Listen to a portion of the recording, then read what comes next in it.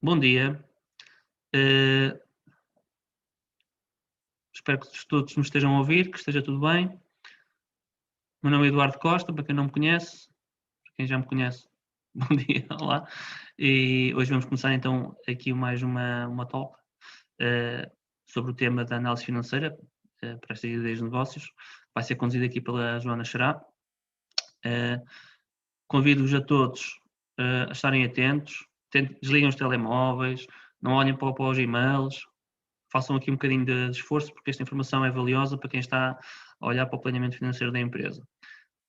Sem mais, vou passar aqui então a palavra à Joana e pronto, depois ela vai conduzir a reunião, estejam à vontade. Joana, agora temos que tirar aqui o... Consegues tirar o microfone? Consegui. Estão-me a ouvir, então?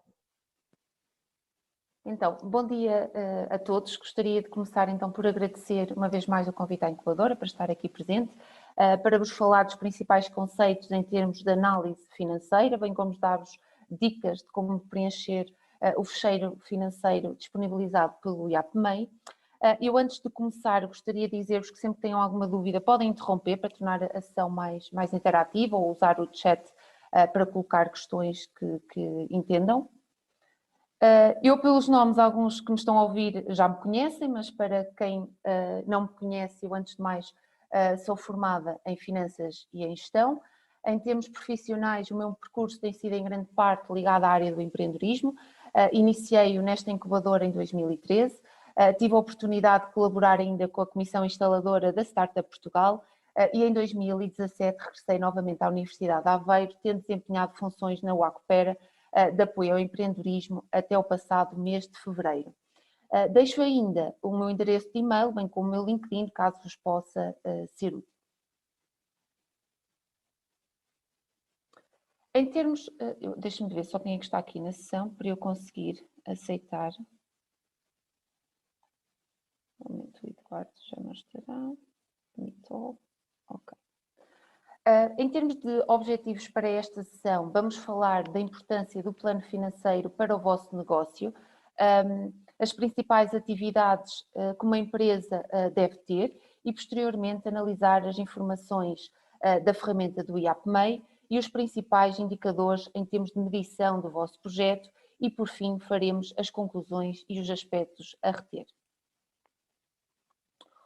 Ora, se eu vos perguntasse quais é que são as principais preocupações financeiras, provavelmente estaríamos de acordo que se baseiam em questões como, por exemplo, quanto é que a ideia vale, quanto dinheiro é que necessitam para arrancar com a ideia, ou, por exemplo, quantos meses é que conseguem sobreviver ao ritmo de despesas que têm. Então, estas e muitas outras preocupações, como eu acabei de falar, podem ser calculadas se for realizado um bom plano financeiro. E, nesse sentido, o plano financeiro serve para definir e quantificar os meios necessários para iniciar e desenvolver e expandir o negócio. É importante também terem um plano financeiro bem estruturado. Para quê? Para prevenirem possíveis situações que coloquem em causa a viabilidade do negócio. Ou seja, ajuda-vos a aumentar a probabilidade de sucesso e reduzir a incerteza. Outros aspectos importantes que eu gostaria de salientar é que o plano financeiro permite testar diferentes cenários e hipóteses, ou seja, definirem umas hipóteses mais conservadoras, outras mais otimistas e avaliar o impacto que isso terá na viabilidade do negócio. Por fim, é um documento essencial para apresentar o projeto aos investidores na angariação de financiamento, mas também através da banca, uma vez que é uma das informações solicitadas. Eu coloquei aqui que deve ser um documento de fácil interpretação. O que é que isto quer dizer? Quer dizer que qualquer pessoa que olhe para o vosso plano financeiro tem de ser capaz de interpretar os valores que lá colocarem, ou seja, não deve ser valores colocados ao acaso, isto é, não coloquem valores só porque sim, tentem justificar muito bem os valores que apresentam, tal como iremos falar mais à frente. Por fim, eu refiro que se trata de uma informação dinâmica. O que é ser uma informação dinâmica? Uma informação dinâmica significa que vocês, à medida que vão testando o vosso plano financeiro e forem surgindo alterações de negócio, deverão sempre atualizar o plano financeiro. Portanto, não é uma informação estática, é sim uma informação dinâmica que deve ser atualizado à medida que vocês forem para o mercado, falando com clientes ou fazendo possíveis alterações ao vosso mercado e ao vosso produto. Então, previamente, o que é que vocês deverão ter feito? Previamente deverão analisar todas as informações de mercado, isto é, deverão saber, antes de começarem a elaborar um plano financeiro, quem é que será o segmento de clientes, como é que vão distribuir o produto, quais é que serão os custos associados. É necessário terem uma estratégia de preços e de custos de produção bem definida, ou seja, se olharem para a imagem, esta demonstra que vocês devem estudar desde o mercado até ao enquadramento jurídico. Porquê? Porque preencher o fecheiro do IAPMEI, o Excel, é extremamente simples. O complexo é vocês chegarem a estas tais informações que se depreende que vocês antes tenham feito esse trabalho de casa de pesquisar e detalhar cada um destes estudos. Assim, eu acho que estaremos de acordo que a importância de uma empresa ou da vossa startup seja maximizar o valor da empresa. E como é que vocês conseguem maximizar este valor? Se analisarem então um conjunto de etapas que vão desde planear o investimento necessário, elaborar os diferentes estudos, identificar as fontes de financiamento, aferir a capacidade de gerar resultados, entre outras questões que sejam essenciais ao desenvolvimento do vosso negócio. Então, se olharem para as setas, reparam o sentido que tem cada uma das setas, ou seja, começam pelas informações mais à esquerda e umas dão consequência aos tais planos de investimento, financiamento e exploração. Além disso, é possível vocês no final destes diferentes planos oferirem a rentabilidade do negócio. Se vos perguntarem o que é a rentabilidade do negócio, não é mais do que a vossa capacidade, ou seja, a capacidade da vossa empresa, gerar a partir de um investimento efetuado resultados, ou seja, é a vossa capacidade do negócio proporcionar rendimentos superiores ao capital investido. Isto é que é a rentabilidade, ou seja, a capacidade do investimento que vocês fizerem gerar os tais resultados. Eu não sei se têm alguma dúvida de algum conceito que eu falei até agora, se querem colocar alguma questão no chat. Se não, vamos então falar sobre as principais atividades de uma empresa e a sua importância. Então, começando pelo grupo das atividades operacionais, estas atividades estão relacionadas com a parte central da empresa, nomeadamente aquelas funções que envolvem desde a produção à venda de bens ou à prestação de serviços. Exemplos de atividades operacionais comuns são então a compra de matérias-primas, o pagamento de salários e impostos, bem como o pagamento a fornecedores. Estes gastos relacionados com a atividade operacional também são designados por gastos operacionais. Outro tipo de atividades diz respeito às atividades de investimento e, como o nome indica, são atividades que envolvem a utilização de recursos, quer sejam internos, quer sejam externos. Para quê? Para levar a cabo uma ideia que vocês tenham, não é? Com o objetivo então de criar o tal retorno no futuro. Então, o que é que consiste na palavra investimento? O que é investir? Não é mais do que adquirir, não é? Os tais chamados ativos fixos, como eu tenho ali na designação, ou seja, de uma forma simples, são bens, normalmente têm uma vida superior a um ano, e falamos desde equipamentos de informática, em terrenos, veículos, por exemplo. Dá nota que o investimento ocorre pontualmente, ou seja, não é algo que vocês estejam regularmente ou com frequência a utilizar ou a fazer todos os dias. Então, de que forma é que podemos classificar estes investimentos? Podemos investir em ativos fixos tangíveis, e quando vos perguntarem quais são os vossos ativos fixos tangíveis, como o nome indica, são aqueles que são palpáveis, ou seja, são bens que possuem materialidade, como máquinas ou equipamentos, vocês vão junto desse tal bem e conseguem tocar, são chamados tangíveis. Por outro lado, existem os chamados ativos fixos intangíveis, que, como o nome indica, são aquisições abstratas que não têm materialidade ou que não existem fisicamente, e os exemplos mais comuns são então o software e a propriedade intelectual. Por último, existe o chamado fundo de maneio, investimento em fundo de maneio. E o fundo de maneio é visto como a almofada financeira que todas as empresas devem ter, independentemente de serem grandes ou pequenas, não é? Portanto, é uma almofada financeira que devem ter de parte, porque no fundo é o dinheiro que vocês têm disponível para garantir o pagamento das despesas e dos compromissos de curto prazo. E eu agora, a falar em curto prazo, pensei em dar-vos nota que quando em finanças vos falem quais são os vossos compromissos de curto prazo em finanças significa que são os compromissos inferiores a um ano. Portanto, sempre que vos falarem em curto prazo, é um ano. Se for médio e longo prazo, normalmente são compromissos superiores a um ano. Mas neste caso, o fundo de maneio são para resolver problemas de curto prazo, ou seja, problemas inferiores a um ano. Além disso, os investimentos podem ser depreciáveis e amortizáveis. O que é esta diferença entre um e o outro? Depreciar algo em contabilidade significa perder valor, ou seja, é a vida útil do bem. E normalmente os bens que perdem valor estão associados a bens físicos, como máquinas ou carros, por exemplo. E vocês não fazem esta depreciação ao acaso. Se consultarem, basta fazerem uma pesquisa no Google, conseguem encontrar uma lei que prevê, definida pelo Estado, que prevê as diferentes taxas para cada bem, consoante o caso.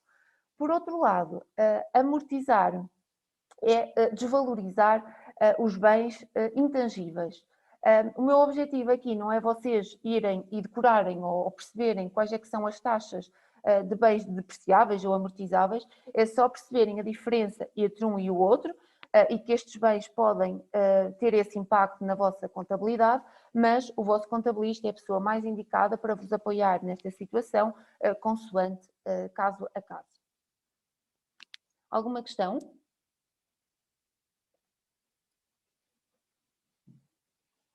Não? Então, importa ainda falar-vos do chamado investimento inicial. Ou seja, vocês devem saber muito bem quais é que são os investimentos que terão a realizar para arrancar com o vosso negócio. A sugestão que normalmente as incubadoras ou até mesmo os gestores vos sugerem para uma fase inicial é criarem uma tabela simples onde listam tudo aquilo que necessitam de adquirir para arrancar com o vosso negócio. Basta criarem uma tabela em que colocam a designação, colocam o momento em que pretendem adquirir, qual é que é o fornecedor que pretendem adquirir e o custo associado. Dizer-vos ainda que os investimentos podem ser solicitados a mais do que um fornecedor. Para quê? Para vocês fazerem esta comparação de preços e verem qual é o fornecedor que apresenta uma melhor oportunidade para esse investimento. Tal como eu menciono, o investimento inicial deve ser muito bem planeado e controlado e realizado com rigor. Porquê? Porque se vocês não o fizerem corretamente ou a falta dele, pode levar à falta de planeamento do vosso projeto e, consequentemente, à inviabilidade do mesmo. Vou só ver aqui o chat. Ok, a Cândida que colocou uma questão. Então, no que diz respeito às atividades de financiamento, tal como o nome indica, são atividades que provocam alterações do capital próprio e do capital alheio, como, por exemplo, angariar dinheiro para iniciar, para manter e para expandir o negócio. Dentro desta atividade faz ainda parte o levantamento das necessidades de financiamento. E se imaginamos que a diretora da incubadora chega ao pé de vocês e perguntam qual é as vossas necessidades de financiamento. Numa primeira fase, estas necessidades de financiamento pode ser dado pela soma do investimento que vocês tencionam realizar. Outras das atividades de financiamento diz respeito ao levantamento dos custos de capital. E em relação aos custos de capital, eles podem ser divididos em duas partes. Podemos falar em custos do capital próprio, portanto, quando falamos em custos de capital, podem ser custos do capital próprio, e são custos normalmente implícitos, não é? Uma vez que é o custo dos próprios sócios ou promotores que colocam na empresa. Por norma, por exemplo, o custo do capital próprio tem a ver, por exemplo, com a distribuição e a valorização das ações. No que diz respeito ao custo do capital alheio, já não é assim, ou seja, vocês devem ter atenção a todos os custos, todas as cláusulas, bem como o reembolso da vossa dívida, não é? Perante terceiros, e então o custo do capital não é mais do que a taxa de juro cobrada, não é? Que eles cobram por esse capital, mas também as despesas inerentes, como comissões, impostos do selo, etc. Se repararem, eu coloquei a expressão custo médio ponderado do capital.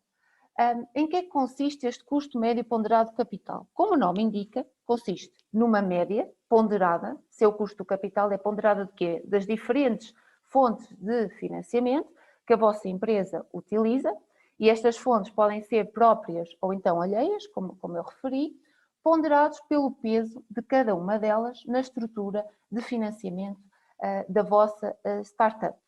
Aqui a ideia é vocês saberem então interpretar e conhecerem a designação desta expressão, porque quando vocês passarem para a folha do IAPMEI, este valor é calculado automaticamente. Uma vez mais, eu relembro que o interesse aqui não é vocês saberem fórmulas, nem saberem taxas, etc. É saberem sim interpretar os valores que vos derem.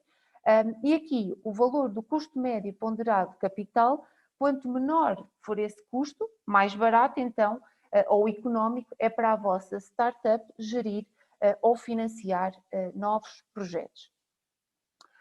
Outra das regras que é importante vos chamar a atenção, e quando eu estudava era muito abordado nas sessões, esta regra do equilíbrio financeiro. E o que é que consiste a regra do equilíbrio financeiro? Quando falamos em equilíbrio financeiro, normalmente estamos a falar do equilíbrio em relação à liquidez. Liquidez, uma vez mais, é o dinheiro disponível.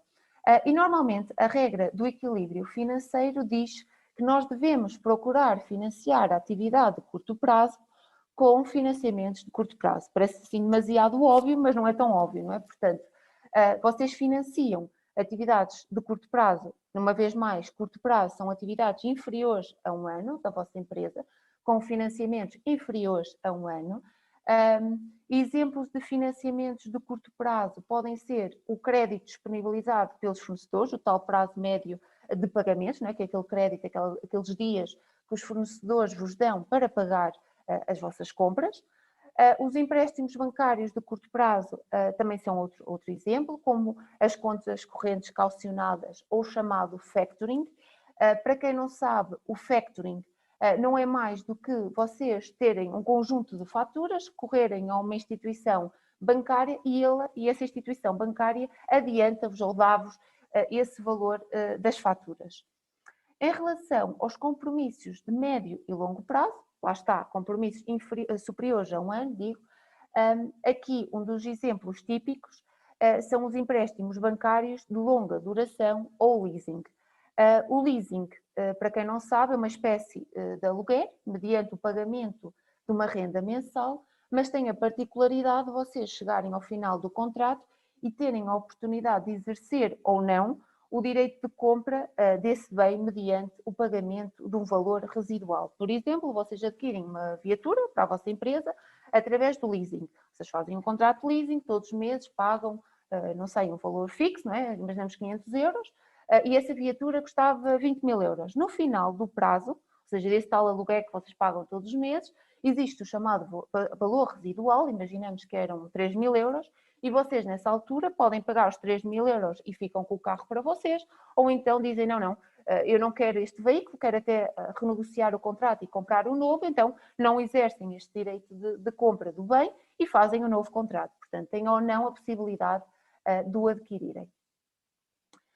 Dar nota que no caso dos capitais alheios, provenientes de empréstimos bancários, por norma, startups numa fase inicial, atendendo às garantias que pedem, não têm tanta capacidade para recorrer a este financiamento de bancos, né? de financiamentos bancários. No entanto, as startups com projetos de financiamento aprovados, como o IDT ou internacionalização, atualmente o recurso à banca pode ser uma boa opção para afinar a parte não comparticipada, não é? Porque este subsídio dado pelo Estado não é comparticipada a 100%, portanto há sempre uma parte que vocês têm de colocar esse valor com participação privada, já que atualmente os juros são bastante baixos. O importante aqui é vocês terem uma relação muito próxima com os vossos gestores de conta. Para quê? Pode não ser necessário numa fase inicial, não é? Que estão a arrancar com o negócio, mas para a frente podem ter necessidade de ter estas oportunidades, não é? De estarem alerta para oportunidades interessantes que possam surgir, portanto esta relação desde o início é bastante importante. Eu agora, para descansar um bocadinho e beber um bocadinho de água, não é? Eu pedia-vos que vocês colocassem no chat qual é que acham, qual é o maior custo, se está associado ao custo do capital próprio ou ao custo do capital alheio. Qual destes capitais é que vocês acham que é mais caro? O capital próprio ou o capital alheio?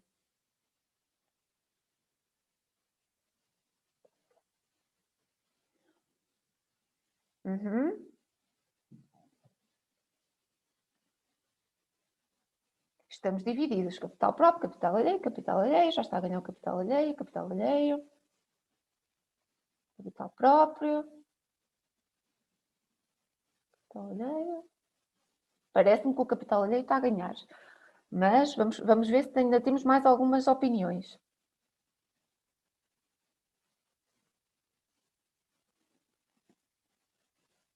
Capital alheio. Então, se eu vos disser que o capital de terceiros ou capital alheio é mais caro que o capital próprio, vocês ficam surpreendidos, não é? Algumas pessoas disseram que realmente o capital próprio é mais barato, não é? O capital alheio é que é o mais caro.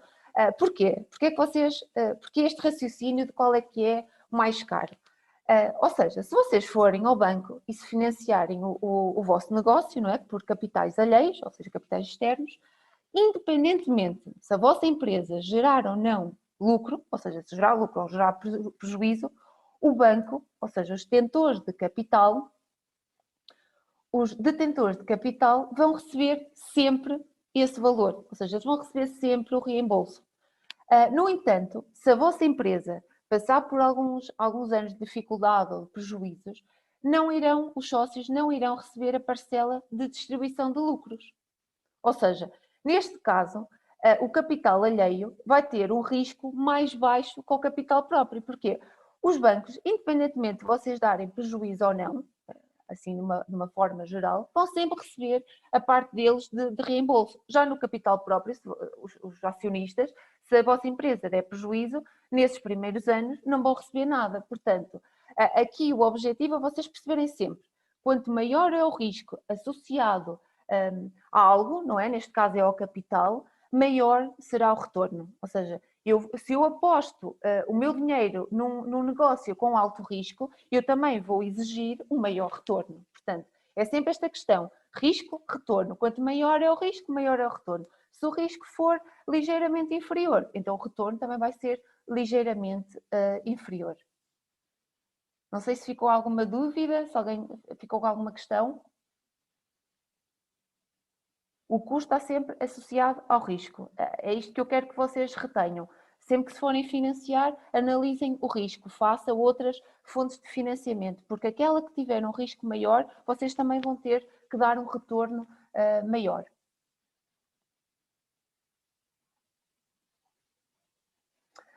Então, agora vamos passar para a ferramenta do IAPMEI e falar em cada uma das folhas que a compõem. Então, a ferramenta de avaliação de projetos do IAPMEI é composta por estas diferentes informações. E para que é que servem? Permitem aos empreendedores e às empresas analisarem a viabilidade e a rentabilidade de novos projetos. Eu não sei se todos já tiveram acesso a este fecheiro, eu depois posso disponibilizar a minha apresentação e coloquei-vos aqui a hiperligação onde diz IAPMEI para vocês acederem. Eu só quero vos dar nota, quando vocês clicam na hiperligação ou vão ao site, existem dois tipos de ficheiros. Um ficheiro para um período de 1 a 5 anos e outro para um período de 10 anos. Aqui a única diferença prende-se com o número de anos em que o negócio é analisado. É assim, por norma, um projeto recupera o investimento inicial no prazo de 5 anos. No entanto, existem negócios específicos, por exemplo, se falarmos nas Life Science, que normalmente a recuperação do investimento pode demorar até 10 anos ou até às vezes mais. No entanto, eu acho que a maioria dos projetos aqui presentes, um fecheiro a 5 anos é suficiente. Deixa-me só consultar novamente o chat. A Cândida colocou o link. E então, como é que se utiliza esta tal ferramenta do IAPMEI? Como eu vos disse anteriormente, o fecheiro do IAPMEI é relativamente fácil de preencher, uma vez que a maior parte das informações já está automatizada, não é? Vocês só têm que colocar as informações que pedem, não é? Uma das informações do fecheiro é que este não deixa inserir nem alterar linhas ou colunas, vocês têm que se limitar a preencher os valores e colocar a informação apenas no que vos é pedido, não podem alterar nem inserir linhas nem colunas. Além disso, quando vocês abrem o fecheiro pela primeira vez, ele pede-vos para ativar todas as macros. As macros é uma funcionalidade do Excel e quando vocês entram nesse fecheiro, eu acho que é a segunda página, tem lá as regras de utilização e explica-vos o passo de como ativar estas macros. E outro dos aspectos importantes e que eu quero que vocês não se esqueçam é que antes de começarem a preencher o plano financeiro, nós depreendemos, quando eu digo nós, sou eu, ou incubador, ou alguém que esteja a acompanhar o vosso projeto, que vocês já tenham feito o tal trabalho prévio de recolha de informação e de validação de informação, como iremos falar em cada uma das folhas. Então, a folha de pressupostos diz respeito a um conjunto de questões que vocês devem ter em consideração.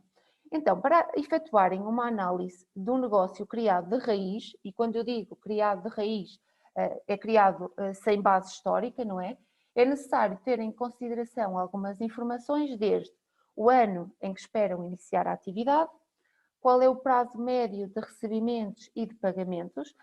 De uma forma muito simplista, o prazo médio de recebimentos, como o nome diz respeito ao número de dias que vocês concedem aos vossos, o número de dias que vocês concedem aos vossos clientes para efetuarem o pagamento desde a compra.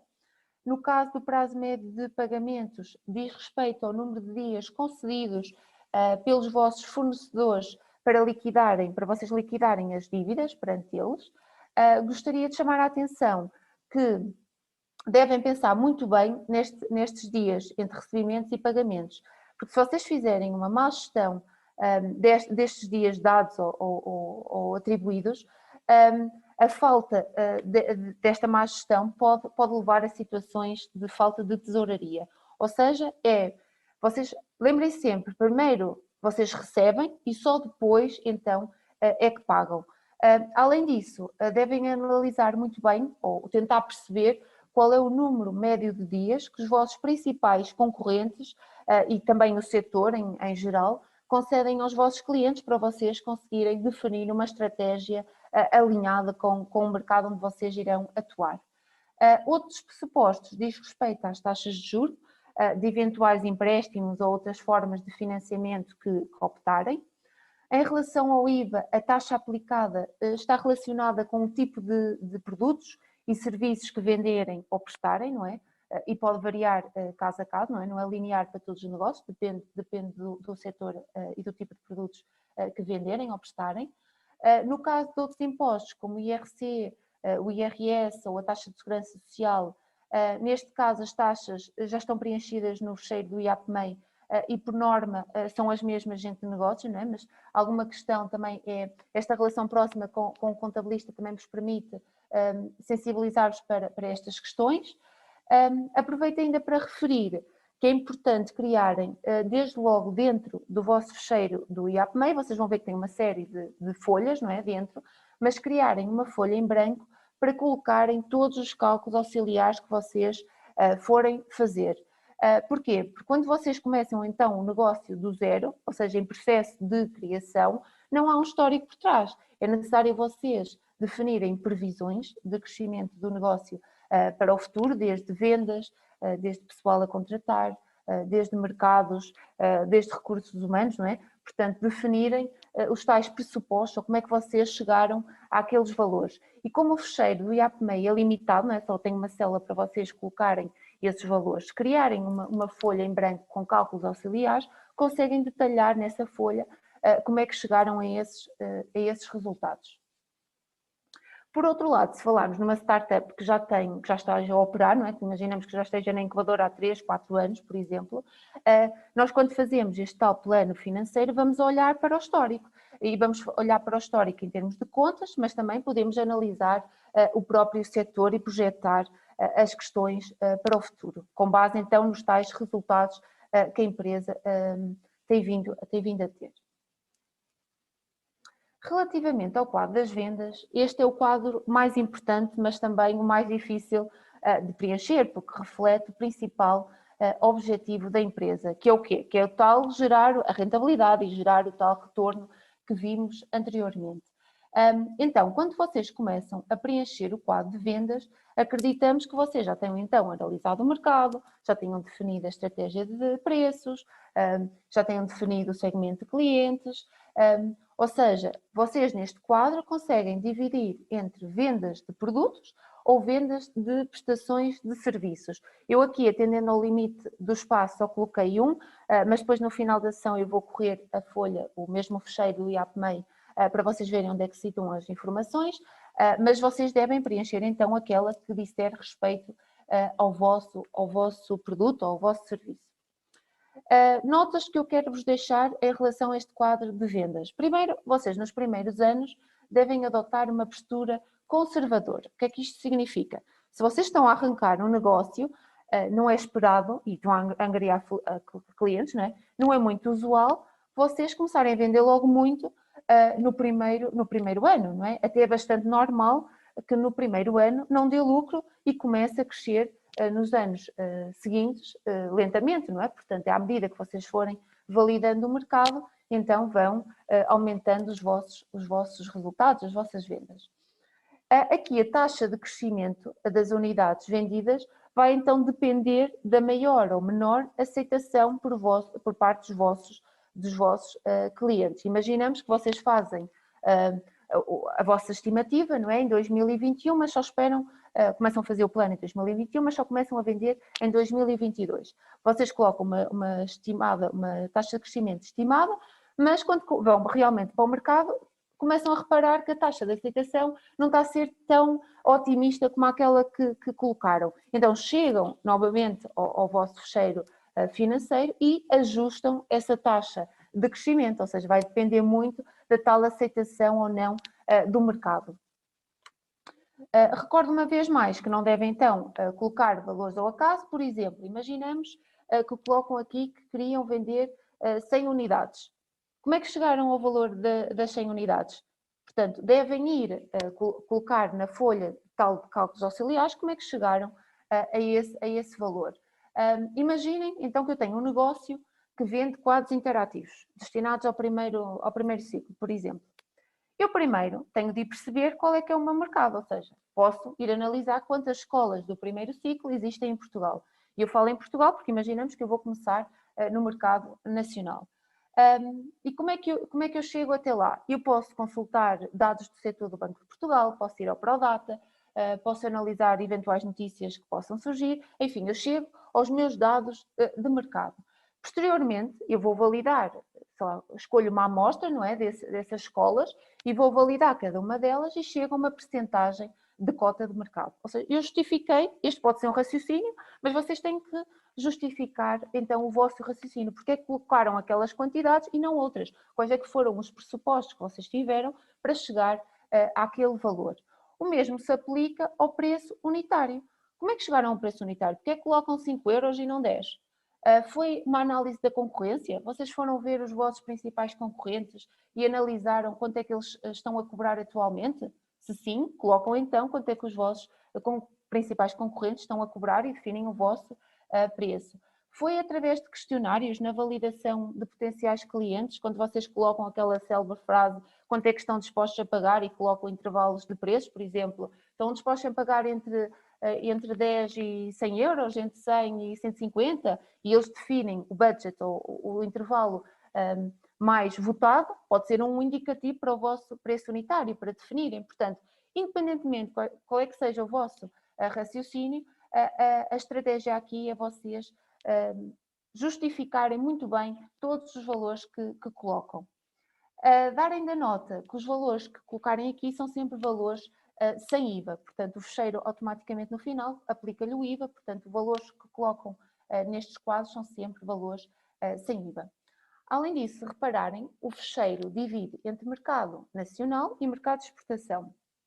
Uma vez mais, vocês colocam 100 mil euros porque esperam vender para o mercado externo, tanto para Espanha como para a França. Ok, vocês neste quadro colocam o valor geral, mas depois, na tal folha auxiliar, devem dizer quanto é que vão ganhar por país. Por exemplo, em Espanha, eu tenciono atingir este valor. E porquê? Porque é que chegaram àquele valor de Espanha? Porque eu consultei o mercado espanhol e a minha cota de mercado, que eu estimei, será nesta ordem. Portanto, sempre justificar os valores que eu coloco neste quadro, independentemente de ser um valor geral, na folha de cálculo auxiliares, devem justificar quais é que são as informações que consultaram, onde é que foram buscar esses dados de mercado, portanto, justificar o mais detalhadamente possível para que qualquer pessoa, seja eu, seja quem analisar o vosso plano financeiro, perceba o vosso raciocínio e não seja um número só porque vocês acharam que fazia sentido, não é? Portanto, tem sempre que justificar muito bem todos os valores que colocam.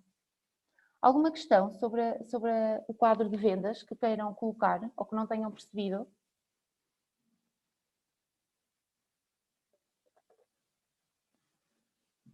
Não? Então, se não, vamos falar do chamado quadro do custo das matérias vendidas e matérias consumidas, ou seja, o chamado custo das vendas.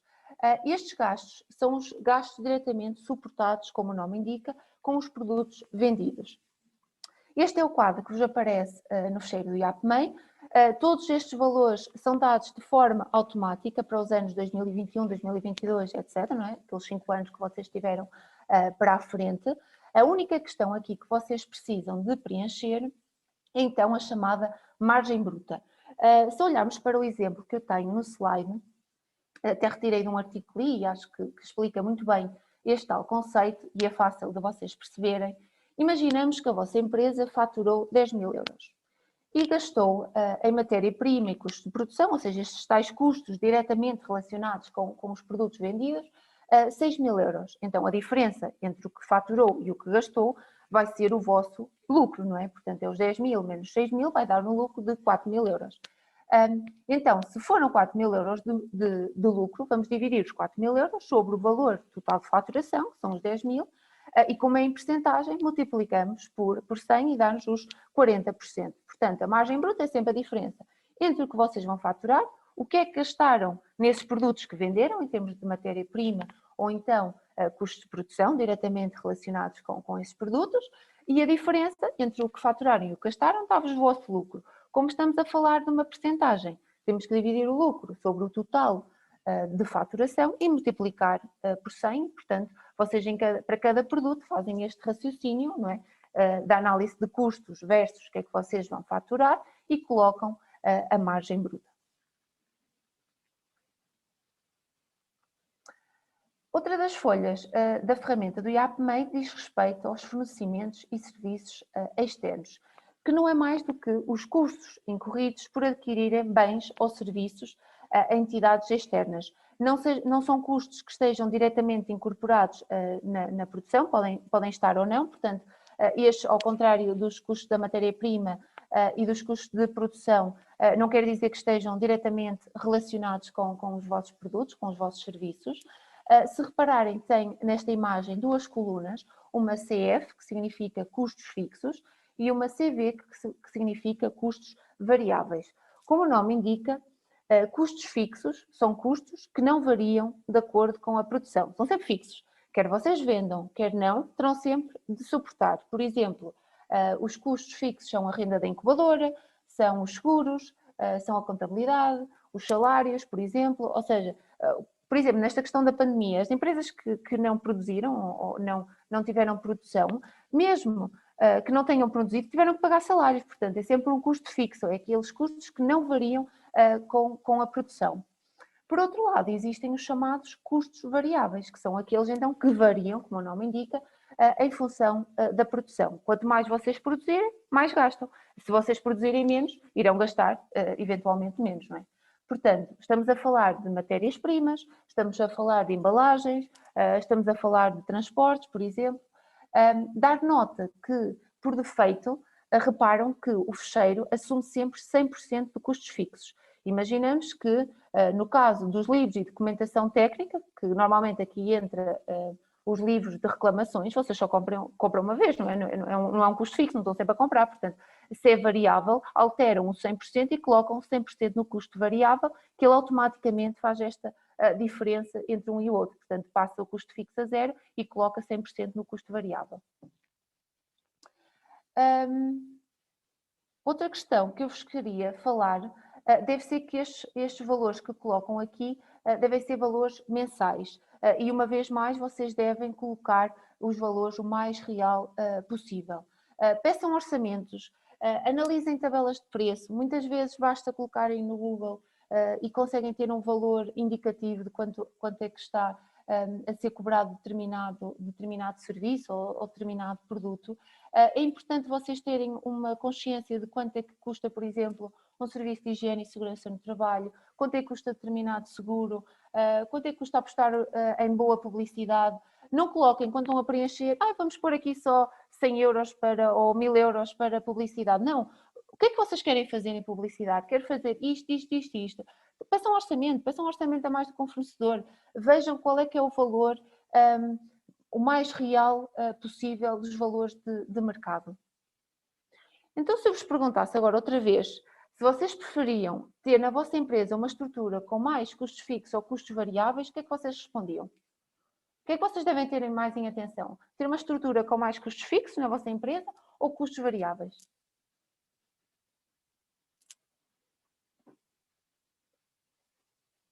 Não esqueçam, variáveis variam, fixos, variáveis, variável, mas cuidado com o custo fixo, muito bem, variável, mais.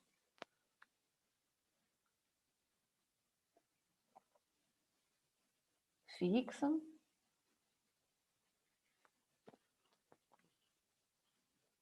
Vocês preferiam mais variáveis?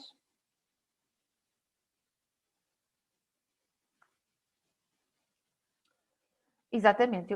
A questão aqui é que, como eu disse anteriormente, os custos fixos, ao correr mal, vocês têm que sempre que suportá-los, não é? Portanto, vocês têm que ter sempre liquidez para fazer face a estes custos fixos. Portanto, é mais atrativo vocês terem uma estrutura menos pesada de custos fixos. Se alguma coisa corre mal, facilmente vocês conseguem adaptar. E como é que vocês podem reduzir esta tal estrutura de custos fixos? Alguém tem ideia?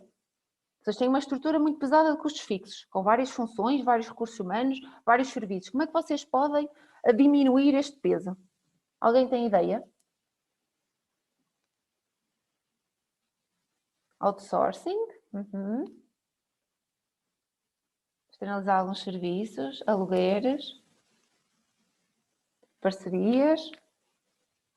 Exatamente. Ou seja, vocês devem recorrer à subcontratação sempre que... Deixa-me ver quem falou aqui. Necessário, no mínimo necessário. Exatamente. Ou seja, vocês devem olhar para o vosso negócio e pensar quais é que são os serviços que eu posso subcontratar. Porque se vocês subcontratarem determinados serviços, permite-vos que vocês se foquem no core do vosso negócio. Além disso, vocês subcontratarem, podem conseguir negociar preços melhores para a vossa empresa, podem obter as chamadas economias de escala, ou seja, quanto mais vocês produzirem, mais barato fica o vosso produto. E além disso, o custo que vocês eventualmente irão pagar será menor comparativamente a se forem vocês a produzir, a investir em equipamento, em recursos para o fazer. Portanto, o princípio é sempre olhar para o vosso investimento, seja ele em pessoas, seja ele em equipamentos, o que é que seja, e olhar o que é que disto eu posso subcontratar. Faz sentido ter este serviço na minha empresa? Se sim, ok, é o core do vosso negócio. Se não for, eventualmente, o core do vosso negócio, se calhar subcontratar é uma boa hipótese, não é? Porque então o custo fixo não aumenta e vocês ficam com uma estrutura menos pesada em termos de custos fixos. Então, outras das informações que o plano financeiro nos dá é o chamado quadro dos recursos humanos. E então este quadro é para vocês planearem os recursos necessários. A primeira nota que eu vos deixo é que vocês mesmo que coloquem aqui um ordenado de 1000 euros, o custo para a vossa empresa nunca será de 1000 euros. Imaginamos que um comercial possa vir ganhar 1000 euros, normalmente o custo associado para a empresa, quando um funcionário ganha 1000 euros, fica na ordem dos 1500. O mesmo acontece com o ordenado mínimo, não é? Mesmo que deem um ordenado mínimo, no limite, o valor para a empresa será sempre superior. Em relação ao valor salarial, é importante quando vocês estão a investigar quanto é que vão pagar a cada um dos vossos funcionários, analisar tabelas salariais indicativas para determinado setor ou função que existe, não é? Portanto, por lei, às vezes existe um valor mínimo, não é? Que normalmente é dado para determinada função. Além disso, é importante vocês irem para o mercado e perceber quanto é que me custa contratar um bom marketeer, um bom comercial, um bom engenheiro de software. Será que se eu meter aqui 1000 euros eu consigo um bom engenheiro de software? Se calhar não, não é? Portanto, e uma vez mais é este raciocínio, não é? O que é que eu consigo gastar versus o que é que eu consigo subcontratar. Também, quando criarem o vosso quadro pessoal, devem distinguir quais é que são as pessoas com funções de administração ou de gestão, que é a primeira linha, comparativamente com o restante pessoal. Porquê? Porque o fecheiro do IAPMEI atribui, por lei é assim, atribui uma taxa de segurança social distinta para o pessoal de administração e direção face ao restante pessoal. Além disso, e também no seguimento do que eu falei, uma vez mais, pensar antes de colocar aqui um número ou números de pessoas, perceber se faz mesmo sentido ter essa pessoa, se faz mesmo sentido ter uma pessoa para o marketing ou se vamos subcontratar uma empresa para me fazer o site ou para me fazer a gestão de redes sociais, faz sentido ter mais um custo fixo, portanto, pensem muito bem este duelo entre ter o custo fixo ou então subcontratar. Esta lista de funções, como vocês veem aqui, pode ser alterada, ou seja, vocês conseguem ir ao fecheiro e apagar e substituir por outras funções que entenderem. Em relação ao número de pessoas a contratar, este número deve estar em ordem com a estratégia de crescimento da empresa, não é? Não basta vocês chegarem aqui, eu acho que para 2021 vou pôr um comercial, mas depois em 2022 talvez vá pôr mais 2. Não se faz isto. Vocês devem olhar para a vossa estratégia em termos de atuação no mercado. Imaginemos que vocês começam numa região e depois, mais tarde, se calhar vão para outra região ou vão para outro país. Se calhar faz sentido, quando vocês começam a aumentar ou expandir o vosso negócio, ter outra pessoa. Mas isto tem que ser justificado, ou seja, eu vou pôr mais uma pessoa porque tenciono em 2022 ir para outro país ou ir para outra região ou ter outra cota de mercado. Ou então, por exemplo, vocês definem que quando atingem determinada taxa de crescimento das vendas, ou seja, por cada aumento do volume de negócios, se calhar eu contrato mais uma pessoa, ou seja, justificar sempre qualquer valor que colocam aqui, independentemente seja número de pessoas, independentemente seja custo, independentemente seja receitas, como é que chegaram a esse raciocínio. Além disso, nesta folha do IAPMEI, existe na parte de baixo um campo para vocês colocarem o subsídio de alimentação, para colocarem eventuais prémios que queiram dar, para colocar um preço médio de formação. Outra dica que eu vos queria realçar aqui, que por norma eu já reparei em alguns empreendedores, é que no início não colocam um valor do seu salário para si. Ou seja, nos primeiros anos eu até faço sacrifício e não tenho salário. Não façam isso. Coloquem sempre um valor para vocês. Ainda que seja um valor mais baixo, não é, do que aquele que vocês gostariam no início, coloquem sempre um valor para o vosso trabalho. Não é? Portanto, valorizem-se, colocam um valor associado ao vosso trabalho. Outra das informações é o fundo de maneio necessário. Como vimos anteriormente, o tal fundo de maneio não é mais do que a vossa almofada financeira, terem uma reserva de segurança, ou seja, é o dinheiro que vocês têm que ter disponível para salvaguardar então as tais despesas de curto prazo que eu falei anteriormente, são despesas inferiores a um ano. Se calhar, para ser mais fácil, imaginem que vocês começam a operar, não é? Começam a vender e no início vocês até recebiam dos vossos clientes a pronto pagamento. Pronto, tudo certo, vocês vendiam, recebiam a pronto pagamento. No entanto, vocês começaram a reparar e acharam, vamos conceder um prazo de 30 dias para recebermos dos nossos clientes. Se vocês antes recebiam a pronto pagamento e depois passaram a dar 30 dias para os vossos clientes, vocês vão ter que ter dinheiro disponível para fazer face às vossas despesas enquanto não recebem, não é? Portanto, se vocês não tiverem essa reserva, esse fundo, pode colocar em causa a viabilidade do vosso negócio porque não tem dinheiro para satisfazer os vossos compromissos. Por isso é que os gestores e os contabilistas recomendam que vocês façam e vocês identificam as tais vossas necessidades de fundo de maneio. Através do quê? Através do preenchimento do chamado mapa de tesouraria.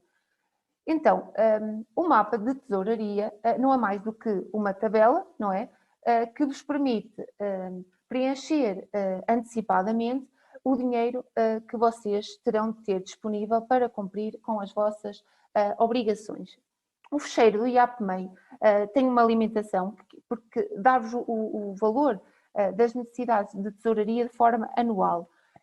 Ou seja, vocês podem olhar para o valor que vos dá no fecheiro e acharem que o resultado é bastante satisfatório, mas não quer dizer que vocês não possam ter meses complicados. Por exemplo, imaginem que vocês começam a atividade em janeiro, mas só começam a vender a partir de junho. Só começa a entrar dinheiro na empresa a partir de junho, mas uma vez mais vocês têm de garantir que têm dinheiro para fazer face às despesas e aos salários, por exemplo, entre janeiro e junho. Ou seja, o que parece ser num ano o valor global bastante positivo, não quer dizer que vocês não possam ter meses bastante complicados durante um ano, não é? Portanto, devem ter sempre a noção do valor que precisam gastar mensalmente. E como é que vocês fazem isso? Vocês podem construir um quadro semelhante a este, não é? Podem criar um mapa de tesouraria a 6 meses e irem atualizando à medida que os meses forem passando. Porque é que não é recomendado que vocês façam logo para muitos meses ou até um ano? Não façam bastantes meses essa projeção.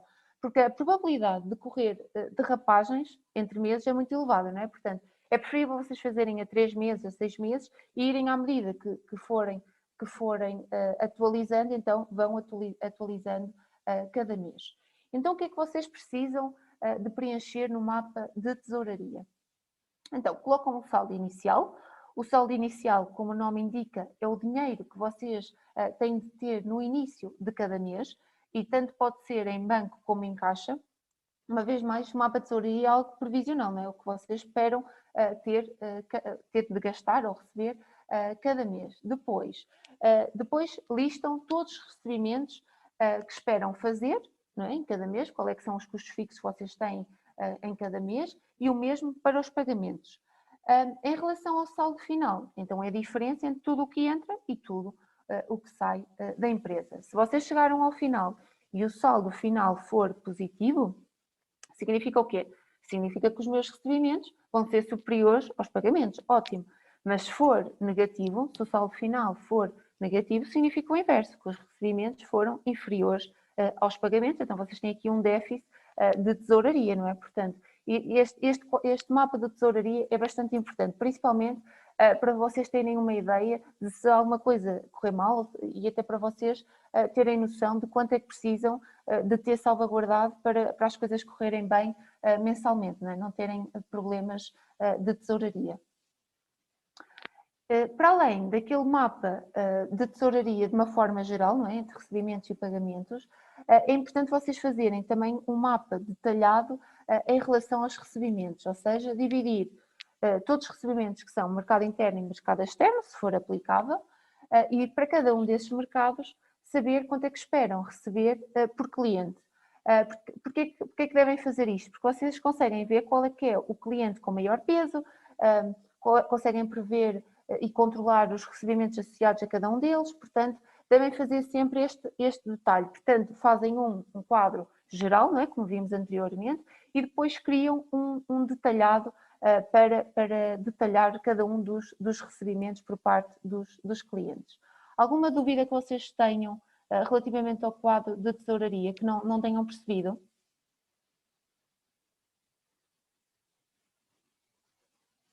Não? Então, passando para o investimento, a folha de investimento está dividida por rúbricas e por anos, ou seja, vocês devem colocar também valores de investimento sem IVA, porque este IVA é deduzido para o Estado, não é? Portanto, deixem-me só ver aqui o chat que ficou. Claro, ok. Obrigada, Lidório, porque senão eu parece que estou a falar sozinha, não é? Portanto, vão dando feedback se estão a perceber os conceitos. Além disso, os valores que colocarem aqui neste mapa devem ser valores de aquisição, não é? Os valores que vocês vão gastar para adquirir determinado bem, mas também devem incluir todos os custos até o equipamento funcionar, não é? O dinheiro que vocês gastam para adquirir determinado investimento, mas também os custos associados até ao equipamento funcionar. Por exemplo, os custos de transporte são um exemplo típico de valores que também devem incluir neste investimento.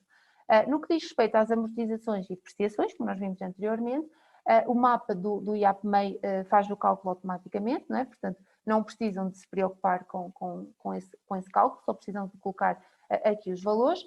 E uma vez mais, antes de avançarem com qualquer investimento, devem analisar as soluções alternativas. Ou seja, pensem sempre entre a ótica do custo-benefício, que não é mais do que a relação entre o que vão gastar ou que vão investir e o que irão receber. Ou seja, o que eu vou gastar compensa, vai ser benéfico para mim, portanto. E também analisar questões como eventuais parcerias que a incubadora possa ter e que vocês numa primeira fase se calhar não precisam de fazer esse investimento. Portanto, analisar sempre as soluções alternativas antes de avançar com qualquer que seja o investimento. Além disso, antes de efetuar um investimento, também é preciso analisar qual é o dinheiro que fica disponível para depois remunerar o capital próprio e o capital alheio, ou seja, vocês querem investir em determinado equipamento, tudo bem, vocês têm um determinado dinheiro, não é? Um determinado cash flow. Depois de investirem e de tirarem esse valor do investimento ao cash flow, vocês vão ter uma situação favorável para cumprir com as restantes obrigações. É porque se não ficarem, se calhar têm de perceber se faz sentido ou não investir, não é? Portanto, pensem sempre o dinheiro que vocês ficam para cumprir com as vossas obrigações depois de efetuar o investimento. Pode ser um investimento demasiado avultado e que depois as contas da vossa empresa não fiquem muito favoráveis, não é? Portanto, pensem sempre nisto, ok, se eu investir 10 mil euros numa máquina, o que é que acontece aos restantes compromissos? Será que eu vou ter dinheiro? Sejam sempre alertas para esta questão. Antes de investirem em qualquer coisa, pensem sempre o dinheiro que fica disponível, pensem sempre em consultar outras formas alternativas. Precisam mesmo disso? O retorno vai ser mesmo favorável? Se sim, ok, avancem. Se não, se calhar é melhor irem por outras alternativas que sejam menos custosas para a vossa empresa.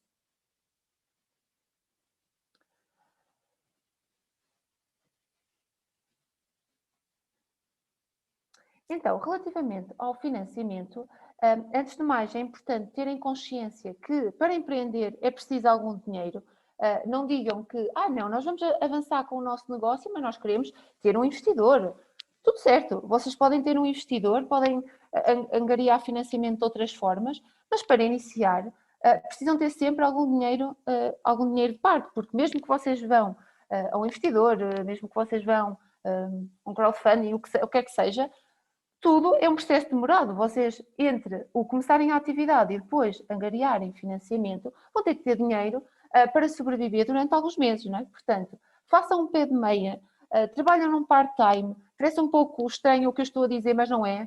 Ou seja, tenham um part-time, tenham algum rendimento extra que vocês possam investir então na vossa empresa e se aguentarem alguns meses, porque se estão dependentes de subsídios, se estão dependentes de vouchers, se estão dependentes do que quer que seja, se alguma coisa corre mal ou se vocês não têm este bónus, o vosso projeto pode ficar inviabilizado, não é? Além disso, muito raramente alguém irá colocar dinheiro no vosso projeto sem que vocês antes tenham feito, não é? Porque é uma forma de vocês mostrarem também perante terceiros que também acreditam. Portanto, o fecheiro do IAPMEI contempla várias formas de financiamento, quer seja por capital próprio ou empréstimos de médio e longo prazo, como vimos anteriormente. E então esta tal combinação entre um e o outro, lembrem-se o que é mais caro, não é? Quanto maior for o risco associado a cada um deles, mais vocês têm que desembolsar. E se nós olharmos aqui para a tabela, o que é que vocês escrevem quando pedem meios libertos? Estes meios libertos normalmente são os gerados pela própria atividade. São os resultados que nós vamos ver mais à frente na demonstração de resultados, mas imaginamos que vocês têm um resultado líquido, não é? Tiveram um lucro de 1000 euros.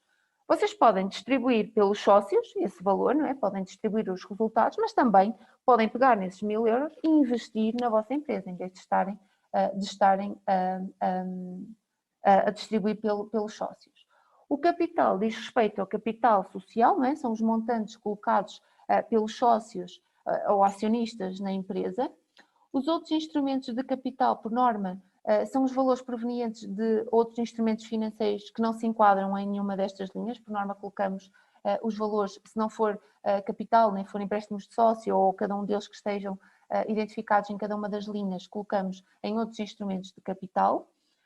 Empréstimos de sócios, acho que aqui o nome é claro, não é? É o dinheiro que os sócios emprestam à empresa, mas se é um empréstimo, em algum momento a empresa terá que os desembolsar, não é? Reembolsar, portanto, tenham sempre essa consciência. Vocês podem emprestar à empresa, mas em algum momento vocês vão ter que receber, vão ter que pagar esse dinheiro também. Depois temos os chamados financiamentos bancários, não é? E os subsídios. No caso dos subsídios, costuma-se registar nesta linha os valores de financiamentos concedidos pela União Europeia.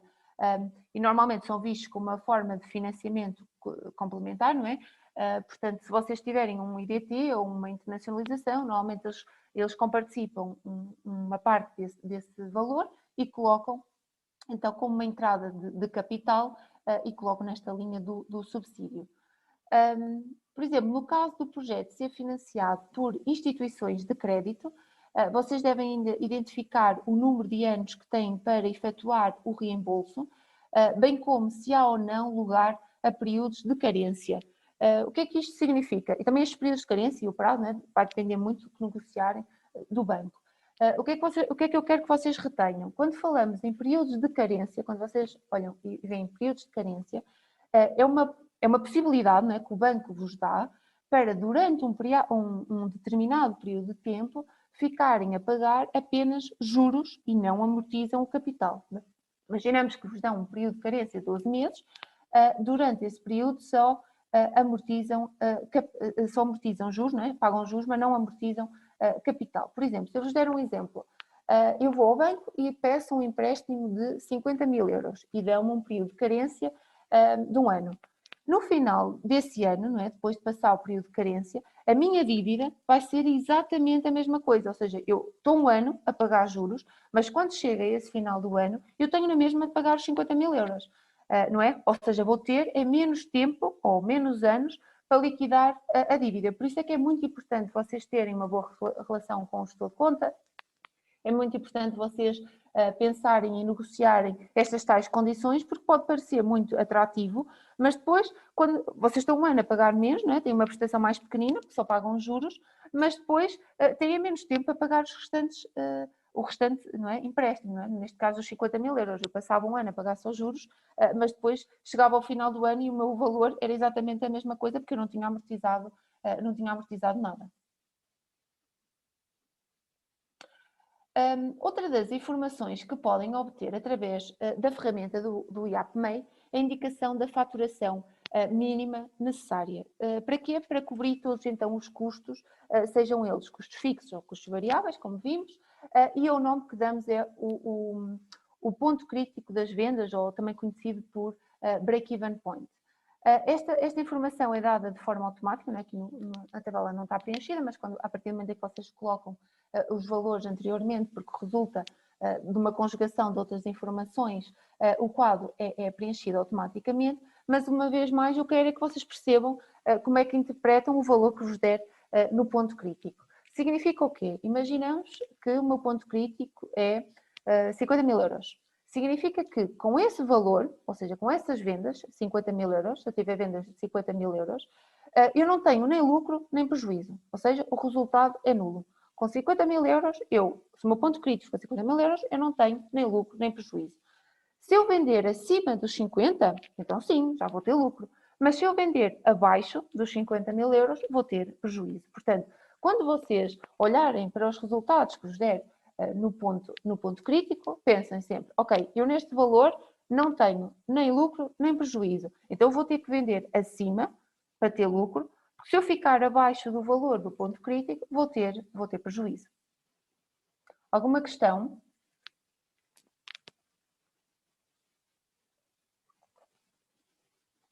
Não? Então vamos passar para o balanço. E o balanço representa, é um fecheiro, não é? Que representa a situação patrimonial da empresa normalmente no último dia do ano, ou seja, a 31 de dezembro. E o balanço é composto pelo capital próprio, pelo ativo e pelo passivo. Então, o balanço é uma ferramenta meramente informativa, também é calculada de forma automática.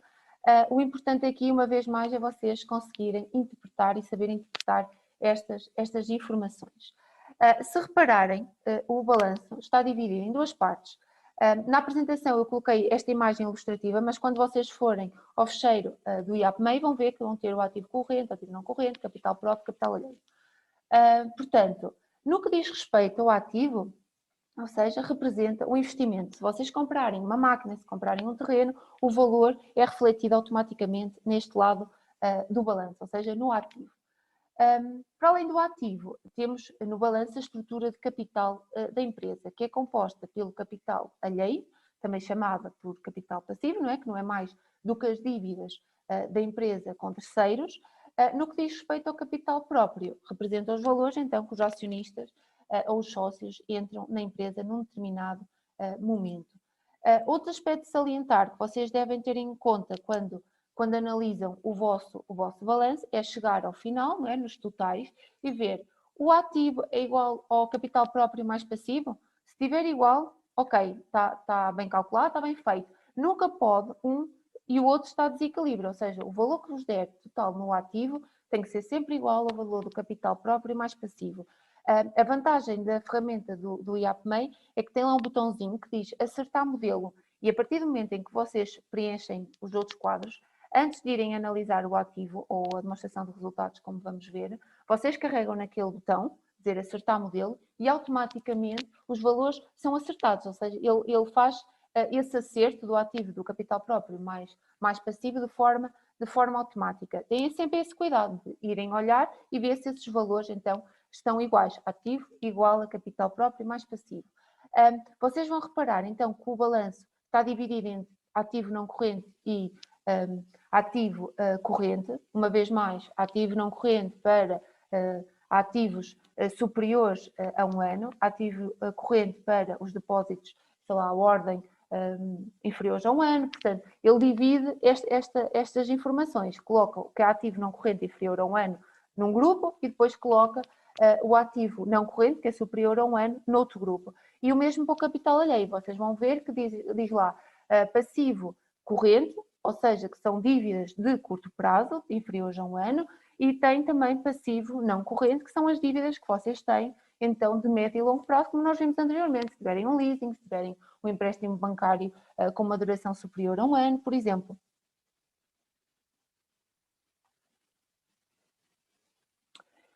Outra das informações diz respeito ao cálculo dos resultados da empresa num determinado tempo, ou seja, demonstra a capacidade da empresa de gerar lucro. Então, se o resultado líquido do período, que é esta última linha, for positivo, significa que o volume das receitas nesse ano foi superior aos custos.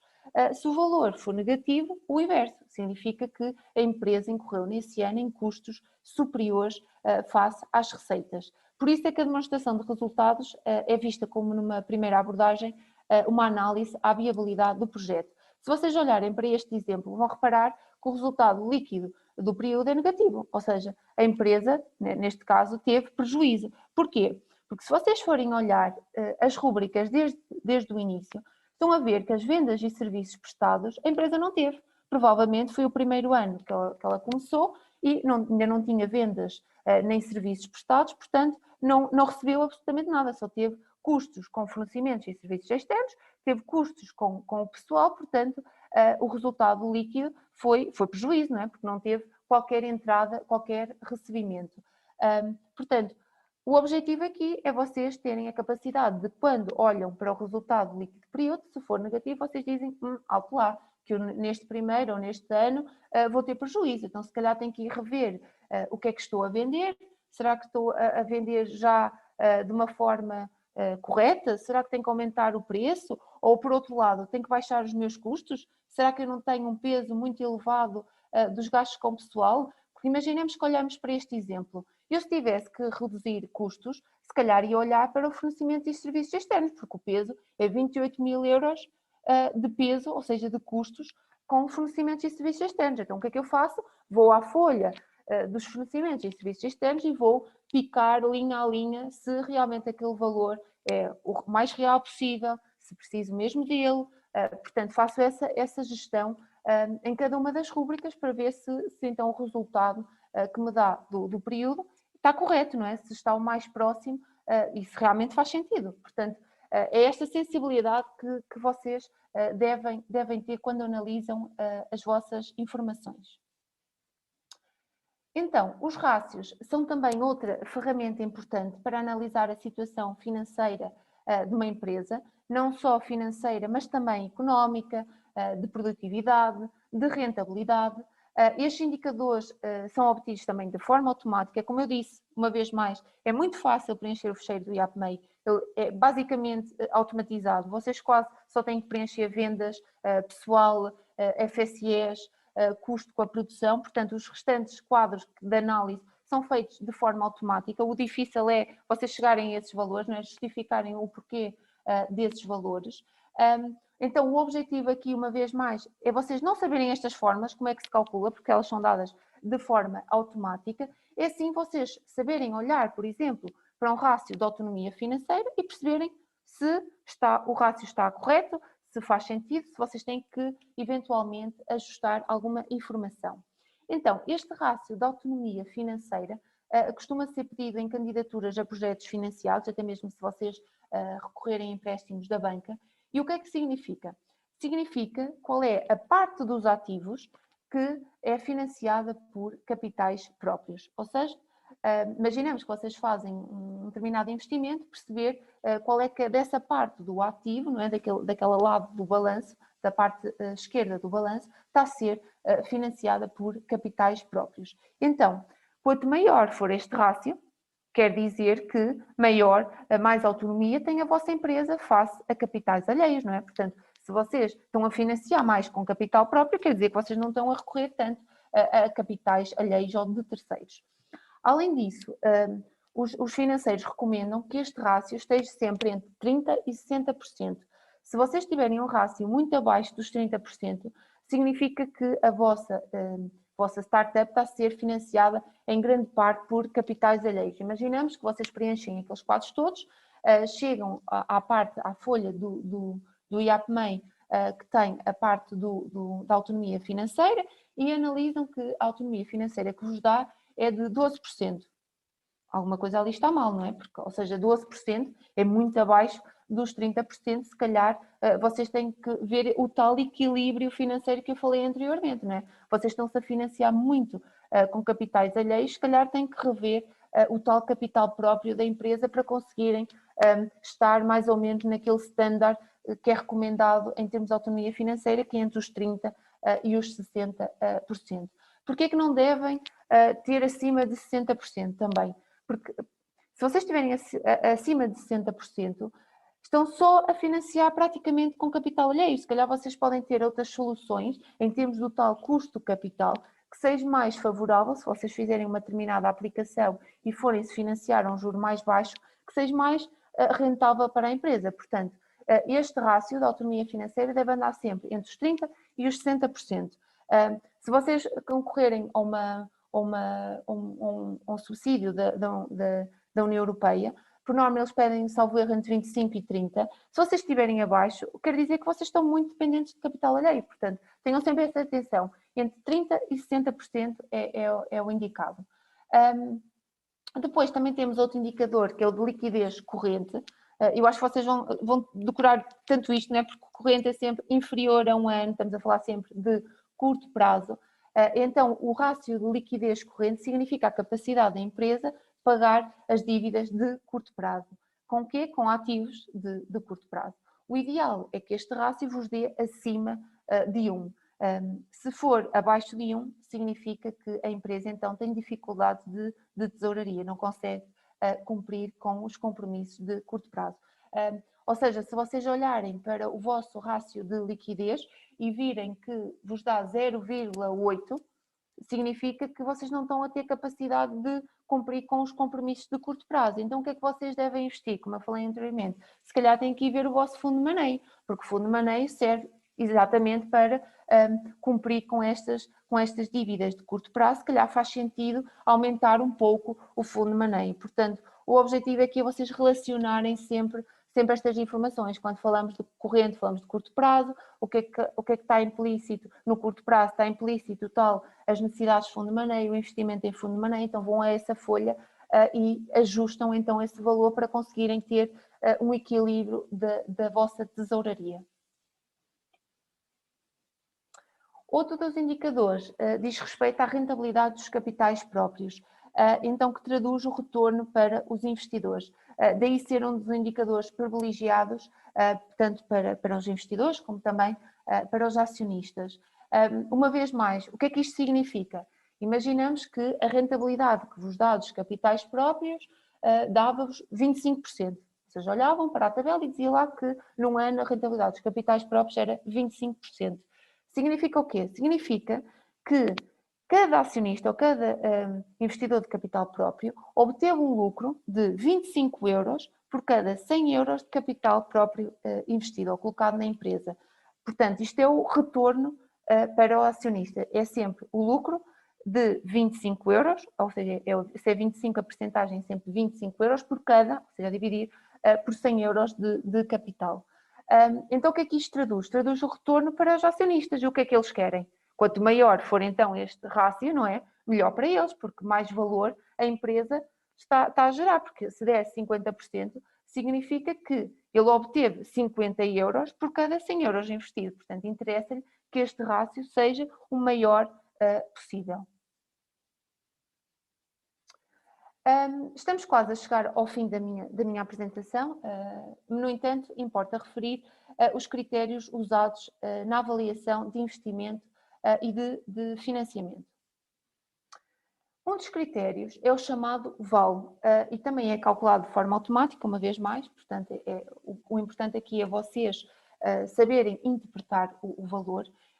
Eu coloquei-vos a definição teórica, não é? Mas eu até vou partilhar com vocês nos meus tempos que eu estudava, ainda hoje eu sei, tenho muito bem presente o que é que significa um VAL, porque se vocês conseguirem perceber isto, nunca se esquecem. Portanto, o que é que significa um VAL? Vocês olham para o VAL e o VAL dá-vos 1000 euros. Significa o quê? Significa que o vosso projeto recuperou todo o investimento inicial que fez e ainda gerou 1000 euros. Ou seja, o VAL dá-vos a recuperação do investimento e o excedente que ele ainda gera. Ou seja, quanto mais alto for o VAL, melhor. Ou seja, é sempre. Imaginemos que o VAL dá 1500. Significa que vocês recuperam o investimento inicial e ainda geram 1500 euros. Portanto, quanto mais alto for o VAL, melhor. Por isso é que não é recomendado VALs inferiores a zero. Porquê? Porque se vocês tiverem um VAL menos 2000 euros, vocês nem o investimento inicial conseguem recuperar, quanto mais gerar um excedente. Portanto, aqui o importante é sempre analisar vales superiores a zero. Significa que, uma vez mais, recuperam o investimento e ainda geram um excedente. Outro dos indicadores é a chamada taxa interna de rentabilidade. Uma vez mais, de uma forma simples, a TIR, não é? A taxa interna de rentabilidade, é a taxa máxima que um projeto consegue suportar. Uma vez mais, olham para o exemplo e o projeto tem uma TIR de 5%. Vocês vão ao banco e pedem um empréstimo a uma taxa de 3,5%. Significa que, aparentemente, o vosso projeto consegue suportar este custo do capital. Porquê? Porque a vossa TIR é superior ao custo de oportunidade. Mas se vocês forem ao banco e se financiarem com taxas acima de 5%, não é recomendado. Portanto, se nós estivermos perante dois projetos com o mesmo risco, mas um tem uma TIR de 10 e outro tem uma TIR de 5, um analista ou um gestor vai optar por escolher aquele projeto com uma TIR superior. Porquê? Porque ele a financiar-se vai ter uma capacidade ou um custo superior face ao outro, não é? Porque eu consigo ir até 10%, enquanto no outro eu tenho o teto máximo de 5%. Compreenderam?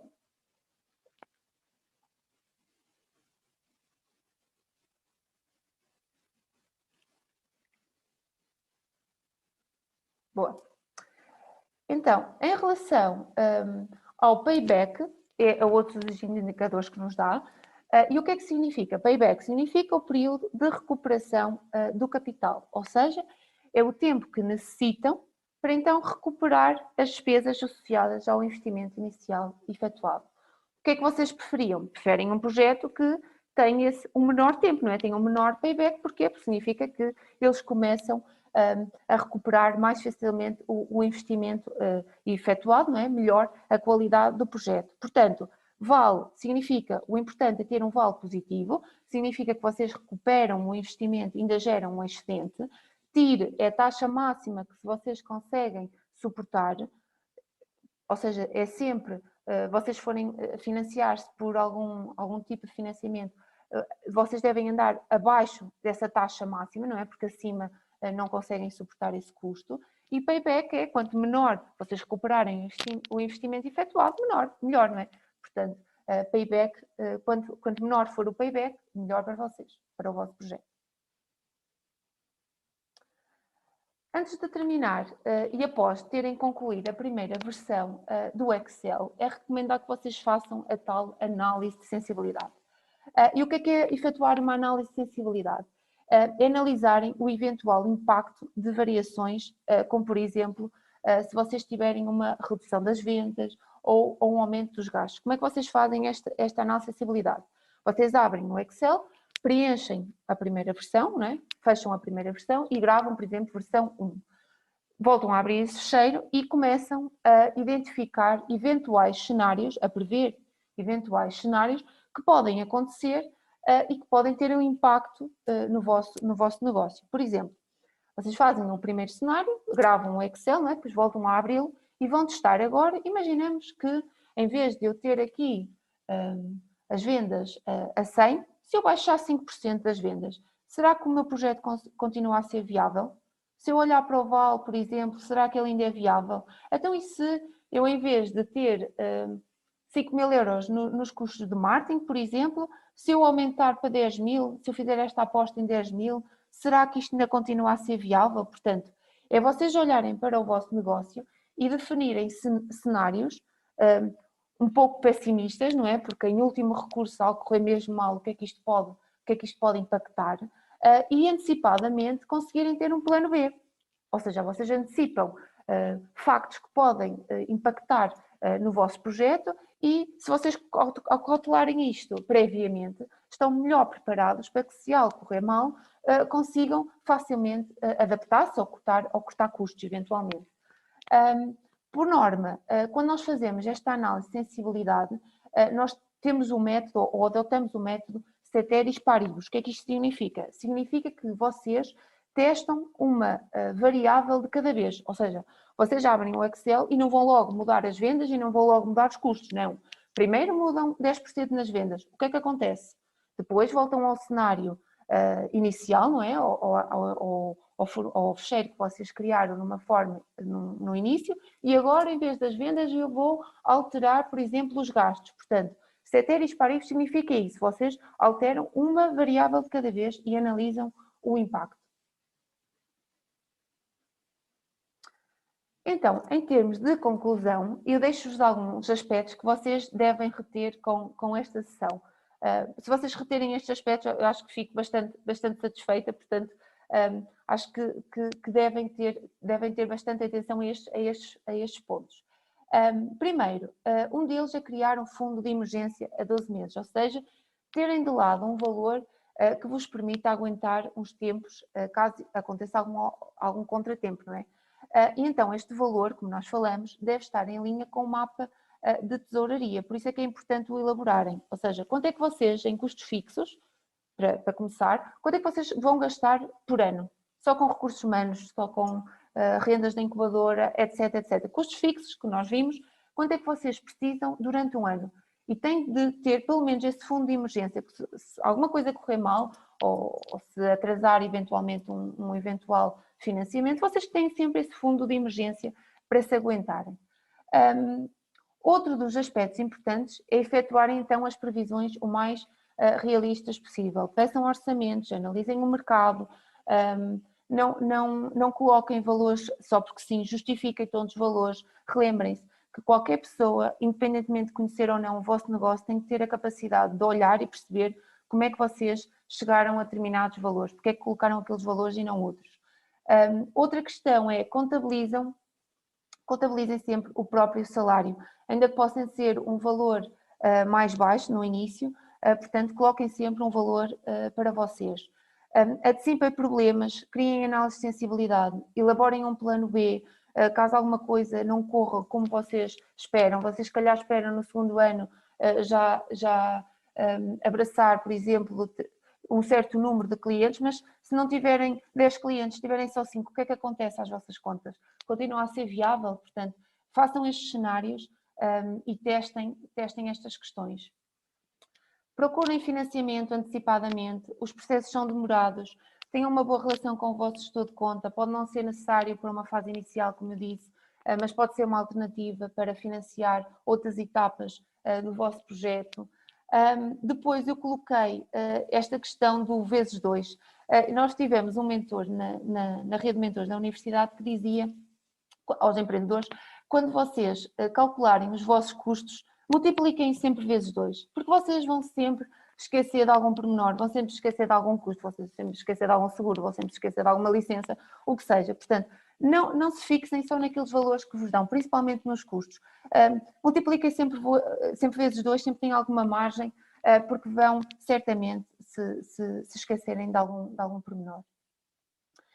E por último, resta-me agradecer uma vez a oportunidade. Eu espero que tenha sido uma sessão aproveitosa para vocês. Eu estou disponível para tirar-vos qualquer dúvida. Tenho o meu contacto de e-mail. Alguns de vós já me conhecem, mas quem ainda não me conhece pode me enviar os vossos planos financeiros, se for o caso, pedir alguma opinião. Portanto, sempre que o desejarem, podem me contactar. Eu agora pergunto se vocês querem discutir alguma questão. Se não, também posso passar... Eu vou deixar aqui a partilha. Não, eu também posso passar, que eu tenho aqui aberto, o plano financeiro, para vocês terem uma ideia de onde situam as informações. Por exemplo, vocês quando abrem, têm logo esta primeira capa, não é? Vocês aqui podem pôr o nome da vossa empresa, XPTO, que seja. Depois tem aqui as tais regras de utilização. Leiam, estão a ver aqui a questão das macros que eu vos falei, eles indicam-vos como é que vocês devem ativar as tais macros, explicam o que é que vocês devem colocar em cada uma das folhas, portanto leiam estas informações com cuidado quando começam a preencher. Se não entenderem algum conceito, esclareçam com alguém da incubadora, com a Adriana, por exemplo, ou com o vosso contabilista, antes de começarem a avançar e colocar valores, porque nem sequer os entendem, não é? Portanto, isto é muito importante, vocês terem alguma literacia financeira. Há imensos podcasts sobre literacia financeira, ouçam-nos, há imensas informações no Google que vocês podem, se vocês não percebem um conceito, não preencham. Primeiro vão perceber o que é aquilo e depois faz sentido ou não preencher. Portanto, isto é bastante fácil de preencher, o importante é vocês conseguirem então chegar a essas informações. Depois tem esta tal questão dos impostos e dos pressupostos. Por exemplo, imaginemos que o ano de início do projeto em 2021 colocam aqui, estimar muito bem o prazo médio de recebimentos e pagamentos, podem o alterar. Lá está, ele já prevê aqui as taxas de IVA, as taxas de segurança social. Estão a ver, eles estimam uma taxa para órgãos sociais diferente do restante pessoal, como eu falei. Se vocês forem ao banco e tiverem um empréstimo de curto prazo inferior a um ano, imaginamos a 1,5%, chegam aqui e colocam 1,5%. Portanto, esta é a vossa lista de pressupostos. Piquem cada um dos pressupostos a ver se faz sentido ou não para o vosso negócio, porque vocês não precisam preencher isto tudo, não é? Preenchem apenas aquilo que faça sentido. Depois, eu já tenho aqui a folha de cálculos auxiliares, mas devem chegar aqui ao final do fecheiro, clicar neste mais e criar uma folha em branco. E escrevem aqui, por exemplo, cálculos auxiliares. Eu agora vou pôr um, porque eu já tenho aqui um feito para vos mostrar, mas pronto, criam aqui uma folha em branco, cálculos auxiliares. E o que é que vocês colocam nos cálculos auxiliares? Para detalhar as quantidades vendidas, ou seja, vocês vão colocar, imaginamos, no produto A, que vos diz aqui, vocês chegam aqui, quantidades vendidas, 1000 ou 100. Chegam aqui aos cálculos auxiliares e vão explicar porque é que aqui vai ser 100, mas como é que chegaram aqui a 100? Se calhar, se vocês forem vender para a norte de Portugal, não é? Para empresas a norte de Portugal, não sei, imaginamos, aqui vou vender 50, detalham porque é que chegaram a estes valores, qual é a cota de mercado, e isto é um exemplo, mas a ideia aqui é vocês detalharem como é que chegam a estas informações, porque é que chegaram aqui a 100. E explicar, nós consultamos esta notícia, ou consultamos estes dados do setor e a nossa cota de mercado vai ser esta, então a minha percentagem vai ser 10% da cota de mercado. Calculem, portanto, como é que vocês chegaram a estes 100 euros, não é? O mesmo para os diferentes produtos, ou mesmo para o mercado externo, não é? Portanto, isto é meramente ilustrativo, a ideia é que vocês detalhem o valor que colocarem aqui, porque só conseguem colocar o valor geral, como é que chegaram a este valor. O mesmo, então, para detalhar o preço de venda, não é? O preço praticado pelos vossos clientes, foi isso que vocês tiveram em consideração? Se sim, dizem que o cliente A, o concorrente A, vende a 15 euros, o concorrente B vende a 10, mas nós temos uma ideia inovadora que permite poupar o cliente, poupar 10%, portanto nós vamos cobrar 17 euros. Não sei, vocês têm que justificar como é que chegam aos vossos valores e suportar com informações escritas, não é? Para quem, eu posso chegar aqui, olhar para 17 euros e eu penso assim, como é que eles chegaram aos 17 euros? Mas não, eu chego aqui à folha de cálculos auxiliares e percebo, eles analisaram os concorrentes, em média o setor cobra isto, então eles definiram este preço. Consegui perceber mais ou menos como é que vocês chegaram a esse valor.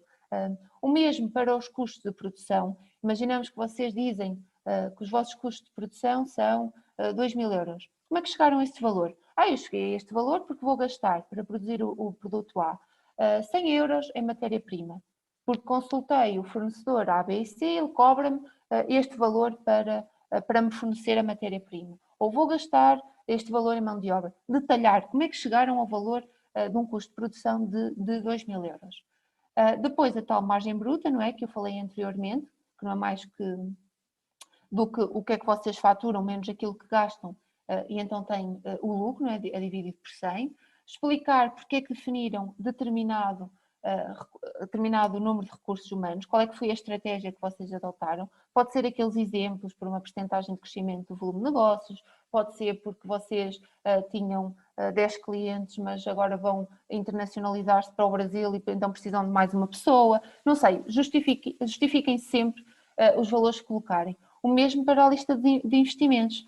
Colocarem, eu preciso de adquirir uma máquina no ano 2022, vai custar 10.000 euros e o fornecedor, eu pedi 3 orçamentos e o fornecedor que me oferece uma proposta melhor é o fornecedor ABC. Portanto, justifiquem sempre isto tudo. Documentem com orçamentos, peçam-nos, comparem, etc. E depois coloquem aqui outras informações relevantes que sejam importantes para quem está a analisar. Então, aqui no volume de negócios, vocês editam, não é? Imaginemos que vão vender caixas de sapatos, não sei, podem escrever o que é que vocês vão vender, colocam estas informações consoante o que detalharem aqui nos cálculos auxiliares, e se repararem, ele divide entre mercado nacional e mercado externo, da exportação, a mesma coisa. E depois, se for uma prestação de serviço, em vez de vocês venderem um produto, imaginemos que não se aplica, mas vocês vão vender um serviço, colocam-no aqui, lá, lavagem de carros, meramente ilustrativo. Preenchem aqui, e ele automaticamente no final já vos dá o total do volume de negócios, calcula-vos o IVA, portanto, o objetivo aqui é vocês chegarem então às tais quantidades, a tais preço de venda, à taxa de crescimento, não é? Quanto é que vocês esperam crescer de um ano para o outro, em termos de clientes, em termos de preço, portanto, fazer esse detalhe prévio. Depois, o tal custo das mercadorias vendidas e matérias consumidas, se vocês repararem, ele já preencheu aqui com o volume de vendas. Agora é importante perceber deste volume faturado, quanto é que foi custos. Imaginamos que vocês dizem, eu vendi num total de 1.700, mas tive com custos diretamente relacionados, como nós vimos, por exemplo, 700 euros. Então, o meu lucro, como é que eu expliquei? Vai ser o que eu faturei, 1.700 menos 700 euros, que é o que eu tive de custos, que vocês vão calcular e detalhar, foi 1.000 euros. Então, a minha margem bruta vai ser o lucro a dividir pelo total faturado. São os 1.700. Então, a minha margem bruta vai ser 59%. E ele automaticamente calcula-vos. Ou seja, o importante é vocês saberem para aqui quanto é que vos gastou produzir, não é? Esse produto. E depois, ao total, aqueles 1.700 é aqui, não é? É o total do volume de negócios faturado, deduzir o custo que tiveram com o produto, custo das mercadorias vendidas e matérias consumidas, com o custo diretamente produzido e a percentagem que vos der, não é? Calculam estes cálculos, fazem estes cálculos aqui na folha de cálculos auxiliares, para não ficar aqui em baixo, e calculam para cada um dos produtos qual é a margem bruta. Em termos de FSEs, analisam cada um deles, faz sentido ou não, valores o mais reais possível.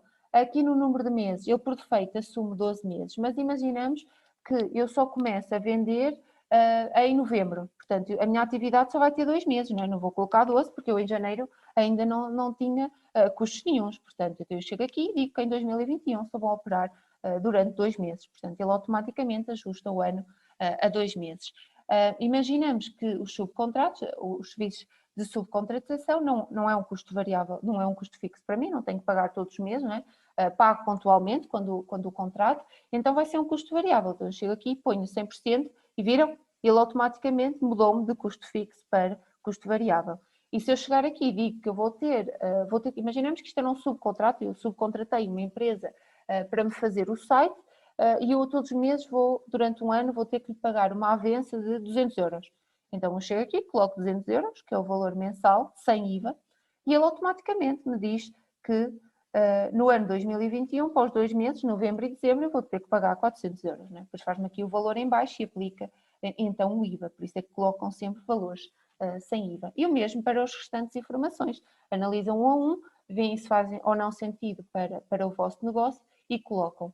Imaginamos, por exemplo, que vocês não querem subcontratar aqui no primeiro ano, mas depois querem, por exemplo, não faz sentido no primeiro, faz só sentido a partir do segundo ano. Vocês eliminam aqui e ele só considera este valor. Porque isto normalmente, deixem-me ver aqui o chat.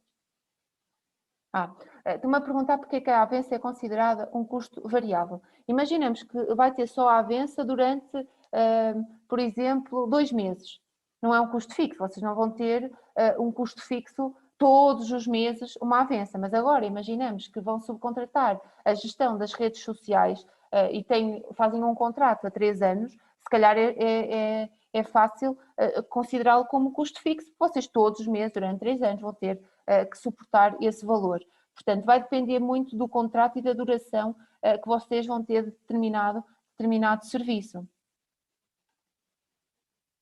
Ou seja, se for um período longo, não é? Se não for algo pontual, de 1, 2 meses, a partir do momento em que começa a ser um custo demasiado extenso no tempo, é um custo fixo, evidentemente. Não é? Portanto, é a mesma coisa que se vocês contratarem uma pessoa a recibos verdes durante 1, 2 meses, vai ser um custo pontual, não é? Vai ser uma subcontratação pontual. Mas se for uma subcontratação de uma pessoa, de um prestador de serviços durante um ano, vocês vão ter que ter esse custo fixo. Portanto, depende muito da relação entre a duração do serviço que quiserem. Normalmente, quando é superior a 1, 2 meses, considerem custo fixo.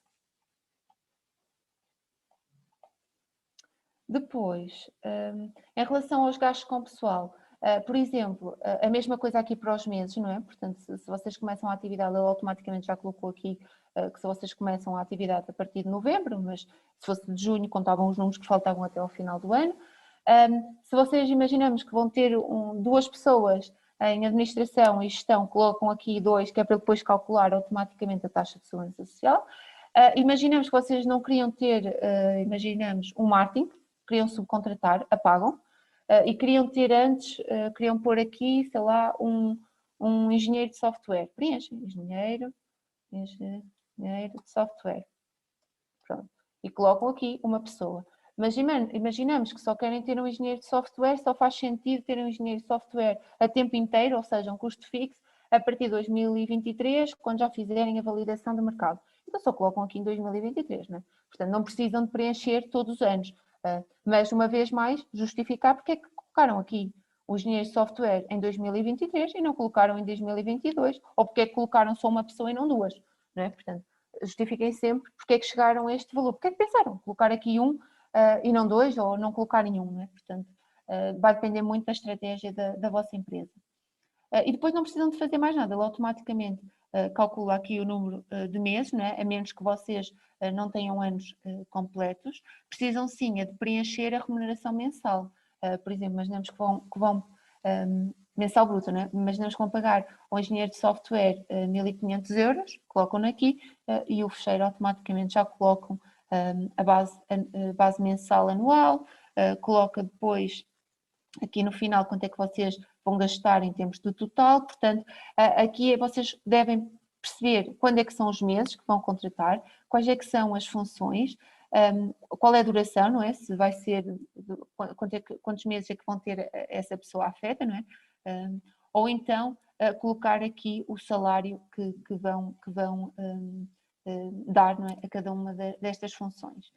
Depois tem aqui este espaço que podem colocar valor para seguro de acidentes de trabalho, qual é que vai ser o subsídio de alimentação. Por norma, quando colocamos o subsídio de alimentação, nós temos sempre por base o valor atribuído pela administração pública, e vocês conseguem estes valores também numa pesquisa no Google, não é? Portanto, suportem sempre qual é que são os valores, podem colocar acima, evidentemente, mas o mínimo quase que nós temos como standard é a referência, é o valor atribuído pela administração pública. E pronto, tem também aqui uma parte para a formação, se for o caso, que podem colocar um valor médio. Portanto, devem preencher sempre as células em branco, é sempre um indicativo. Em termos de fundo de maneio, quando fizerem então o tal mapa de tesouraria que eu tenho aqui, podem criar algo parecido com este, não é? Vão detalhar o que é que vocês vão receber dos produtos, o que é que vocês vão receber de serviços, o que é que vão receber de financiamentos. Pensem sempre, o que é que entra? Independentemente de ser de clientes, independentemente de ser de financiamentos, independentemente de ser de programas de financiamento, de bolsas, o que é que seja. O que é que entra todos os meses para a vossa empresa? O que é que vocês recebem, não é? O que é que entra? E o que é que vocês têm de pagar, desde salários, financiamentos e serviços externos, a subcontratações, a marketing, a impostos, a despesas de financiamento, a matérias-primas, a juros. Portanto, detalhem o mais possível tudo que irão pagar.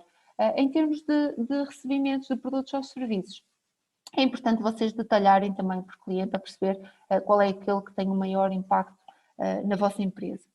E então, mediante o que vocês necessitarem em termos de pagamentos, podem ter um valor indicativo para a vossa reserva de tesouraria, não é? Que é aquele dinheiro que vocês têm que ter de lado para se aguentarem durante uns tempos até receberem dos vossos clientes.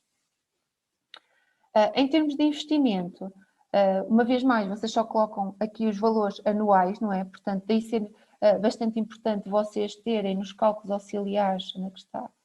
Aqui, detalharem por ano. Imaginamos que eu vou ter duas aquisições, vou ter uma máquina em 2022, explico, tenho 3 orçamentos, que obtive um valor de 10.000 euros, por exemplo, mas depois chego aqui e digo máquinas, deixa-me ver onde é que está, equipamento, por exemplo. Equipamento básico, vai ser uma máquina essencial ao desenvolvimento do negócio, então vou pôr aqui os 10.000 euros, mas eu anteriormente já expliquei como é que eu cheguei a estes 10.000 euros, que pedi um orçamento ao fulano ABC, e que ele obteve a melhor proposta, etc, etc. Portanto, justificar sempre os valores que colocam. Aqui embaixo, como reparam, eles já colocam as taxas definidas por lei, ou seja, Pensem sempre que estes investimentos são sempre amortizáveis e depreciáveis, consoante o bem, mas o fecheiro já coloca aqui automaticamente quais é que são as taxas por lei, portanto vocês não se precisam de preocupar, precisam sim analisar muito bem este investimento, perceber se não têm solução alternativa, perceber se não podem subcontratar, analisar muito bem qual é a melhor proposta, custo-benefício, e então depois é que avançam para o tal investimento. Outra das folhas, então, a folha do financiamento, não é? Vai depender muito da forma como vocês vão financiar a vossa atividade, qual é que vai ser a estratégia de financiamento. Lá está, aqui tem o campo para vocês colocarem a taxa de juro, o número de anos de carência, no caso de se recorrerem à banca, não é? Portanto, depende do contrato que negociarem com eles. Uma vez mais, não precisam de preencher tudo em 2021. Imaginemos que candidataram-se a uma call de uma internacionalização, mas submeteram a candidatura em 2021, mas só vão receber em 2022, se calhar, se for aprovada, só entra aqui, não é? Mas só vocês colocam aqui se souberem antemão que vai ser aprovada, não começam a colocar aqui valores, a ter uma ideia da saúde financeira da vossa empresa, mas depois aquilo pode não se realizar, não é? Portanto, isto também é uma forma de vocês analisarem e preverem determinados financiamentos. Uma vez mais, tudo isto que colocam aqui são questões previsionais, não é? Pode acontecer ou não. Imaginamos que, afinal, no em 22 houve um atraso qualquer, só vão receber em 23.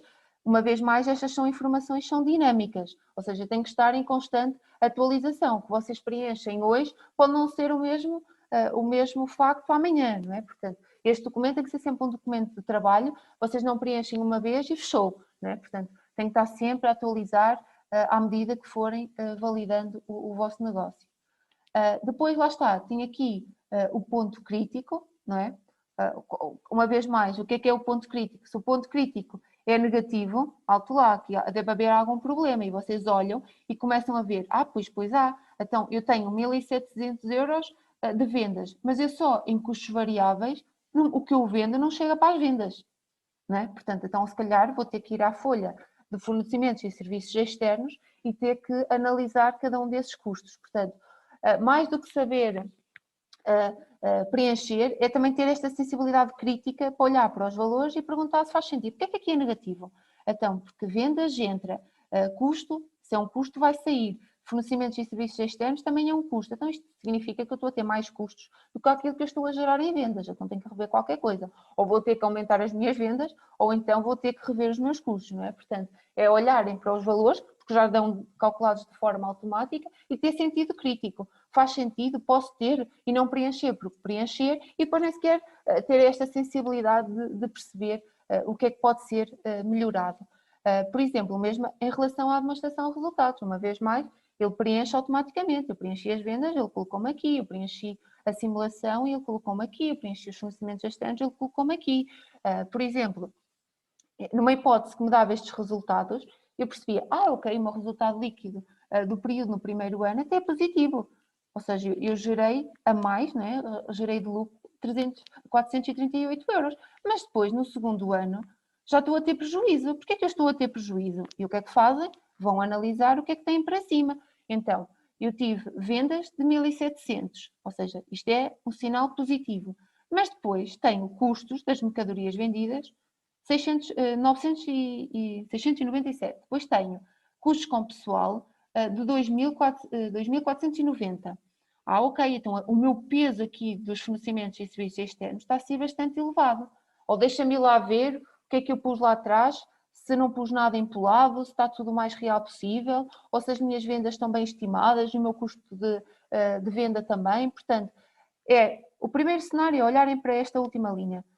E depois perceber se faz sentido ou não. Outra coisa que eu costumo ver nos planos financeiros é, imaginamos, aqui dá 438, mas depois no segundo ano aquilo já dá 500 mil euros.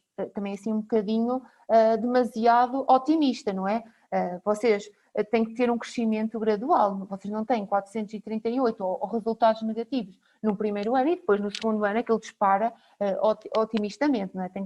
Vocês têm que fazer o mais realista possível, não é? Portanto, Se aqui der 438 e depois aqui no terceiro ano já der 1 milhão, se calhar alguma coisa não está o mais real possível, não é? Portanto, tentem ter esta sensibilidade. Se as contas que vos dão, se os valores que vos dão, faz sentido, se têm que rever, porque é que dão determinados valores, se está vermelha é porque alguma coisa não está assim bem, não é? Tem que ir analisar cada uma das linhas de forma que foi calculada de forma automática e depois ir ao ponto onde colocaram essa informação e tentam simular. Por exemplo, eu aqui nos fornecimentos e serviços externos, imaginamos que eu tinha que os baixar.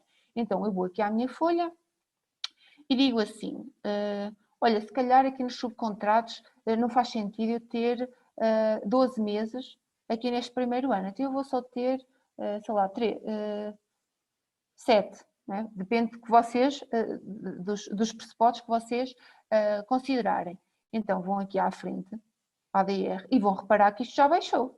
Né? Portanto, mas ainda continua a ser alto, ou seja, eu ainda não continuo a vender para cumprir com estes gastos. Portanto, se calhar tem que ver as minhas vendas. E eu estou a vender 1.700 euros, 1.700 euros, se calhar não é realmente o suficiente. Não é? Portanto, então vou analisar a minha estratégia de vendas. Portanto, não há pontos certos nem errados. O importante aqui é vocês justificarem bem como é que chegam àqueles valores, validarem bem o vosso mercado, validarem bem o vosso segmento de clientes, falar com os vossos clientes, perceber se faz sentido ou não considerar um determinado número num ano e no outro outra determinada taxa de crescimento desse número, como é que vocês chegaram a esses valores. Portanto, é o segredo, não é? Portanto, o segredo é chegarem a valores o mais reais possível.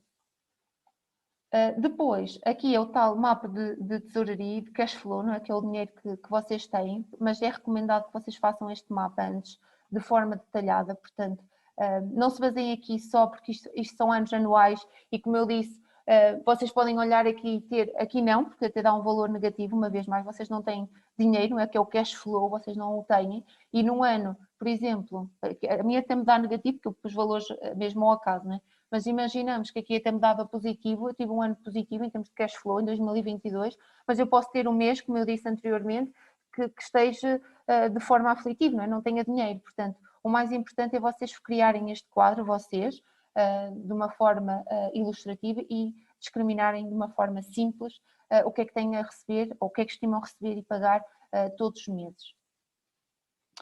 Pronto, depois dá aqui o plano financeiro. Recordam-se eu dizer que vocês têm aqui uma folha para acertar o modelo, não é? Portanto, eu não ativei agora as macros, mas quando vocês ativam, este campo é de forma automática e vocês bastam chegar aqui e clicar que automaticamente estes valores que estão aqui na soma controla são colocados de forma automática e acertam o balanço e a DR. Portanto, uma das funcionalidades da macro, de ativarem as macros, é mesmo essa, é clicarem aqui neste botão.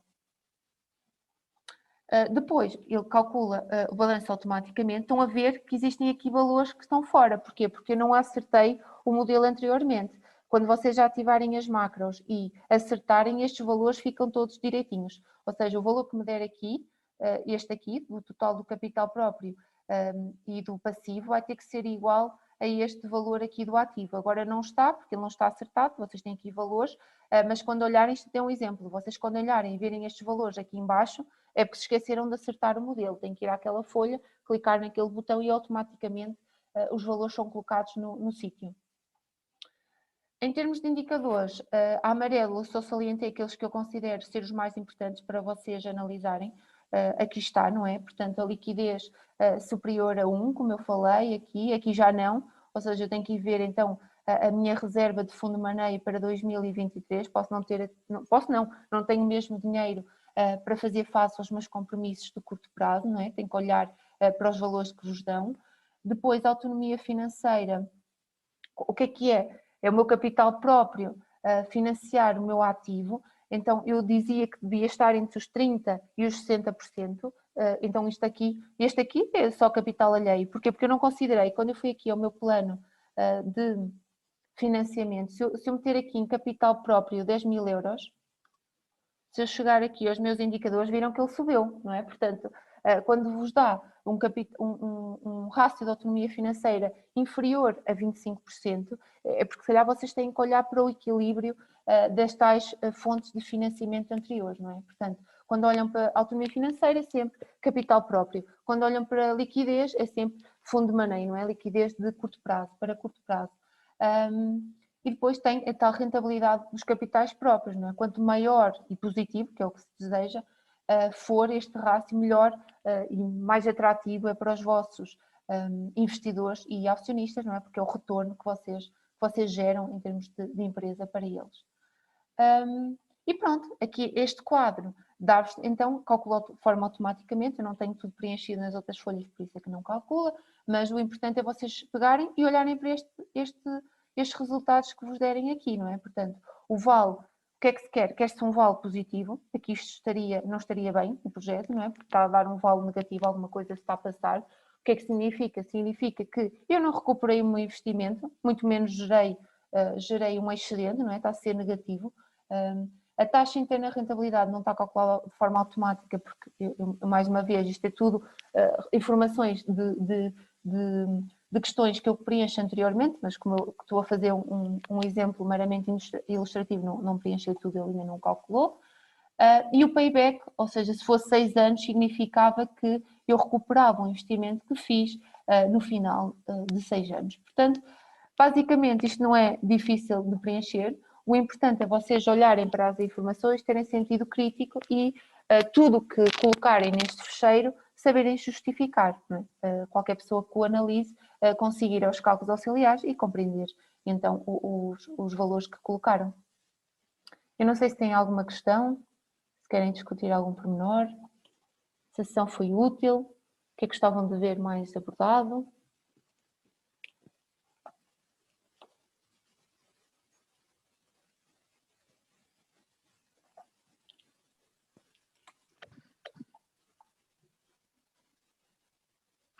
Vamos deixar aqui. Estejam à vontade, aproveitem agora, porque quando a Joana se for embora, eu não sei responder nada disto. Também tem o meu e-mail. Portanto, é agora que ela está aqui. Perguntas, foi muito útil esta parte de descrição no Excel. É assim, Eu lembro da obviamente. primeira vez que eu fiz isto, eu pensei, isto não é fácil. Não sei porquê.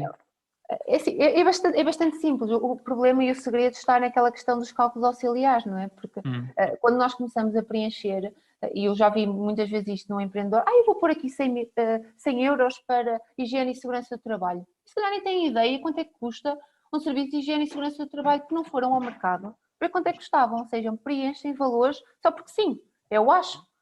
Eu acho que vou vender 100 unidades em 2021. Mas não tem que achar, tem que ir ao mercado, tem que validar, tem que perceber se há ou não clientes para comprar, não é? Portanto, e para pagar com esse produto. Eu acho que o segredo é mesmo esse, não é? Aquele trabalho prévio de detalhe. Sim. No fundo, este documento o que vai fazer é exatamente a tradução daquilo, da pesquisa que nós temos feito e que nós achamos que faz sentido e meter isto em números para que quem olhar para aquilo possa, pelo menos, ficar com uma ideia muito parecida da nossa, que nós achamos que pode ser aqui o negócio. E ir sempre ajustando, não é? Porque se calhar depois eu começo a fazer um piloto e se calhar não é bem como eu estava à espera, ou se calhar vou gastar mais do que aquilo que eu estava à espera, então se calhar tenho que ir ao meu fecheiro, ao meu plano financeiro e ajustar esses tais custos, não é? Portanto, nunca é um documento estático, vocês nunca fazem hoje e fechou, não. Tem que ir sempre atualizando e discutindo e falando entre vocês, não é? Se calhar há colegas que já passaram por uma determinada situação, até em relação à subcontratação, saber opiniões, faz sentido ou não, qual é que foi a experiência. Portanto, tudo isto é enriquecedor para que vocês façam o mais aproximadamente possível. Não é?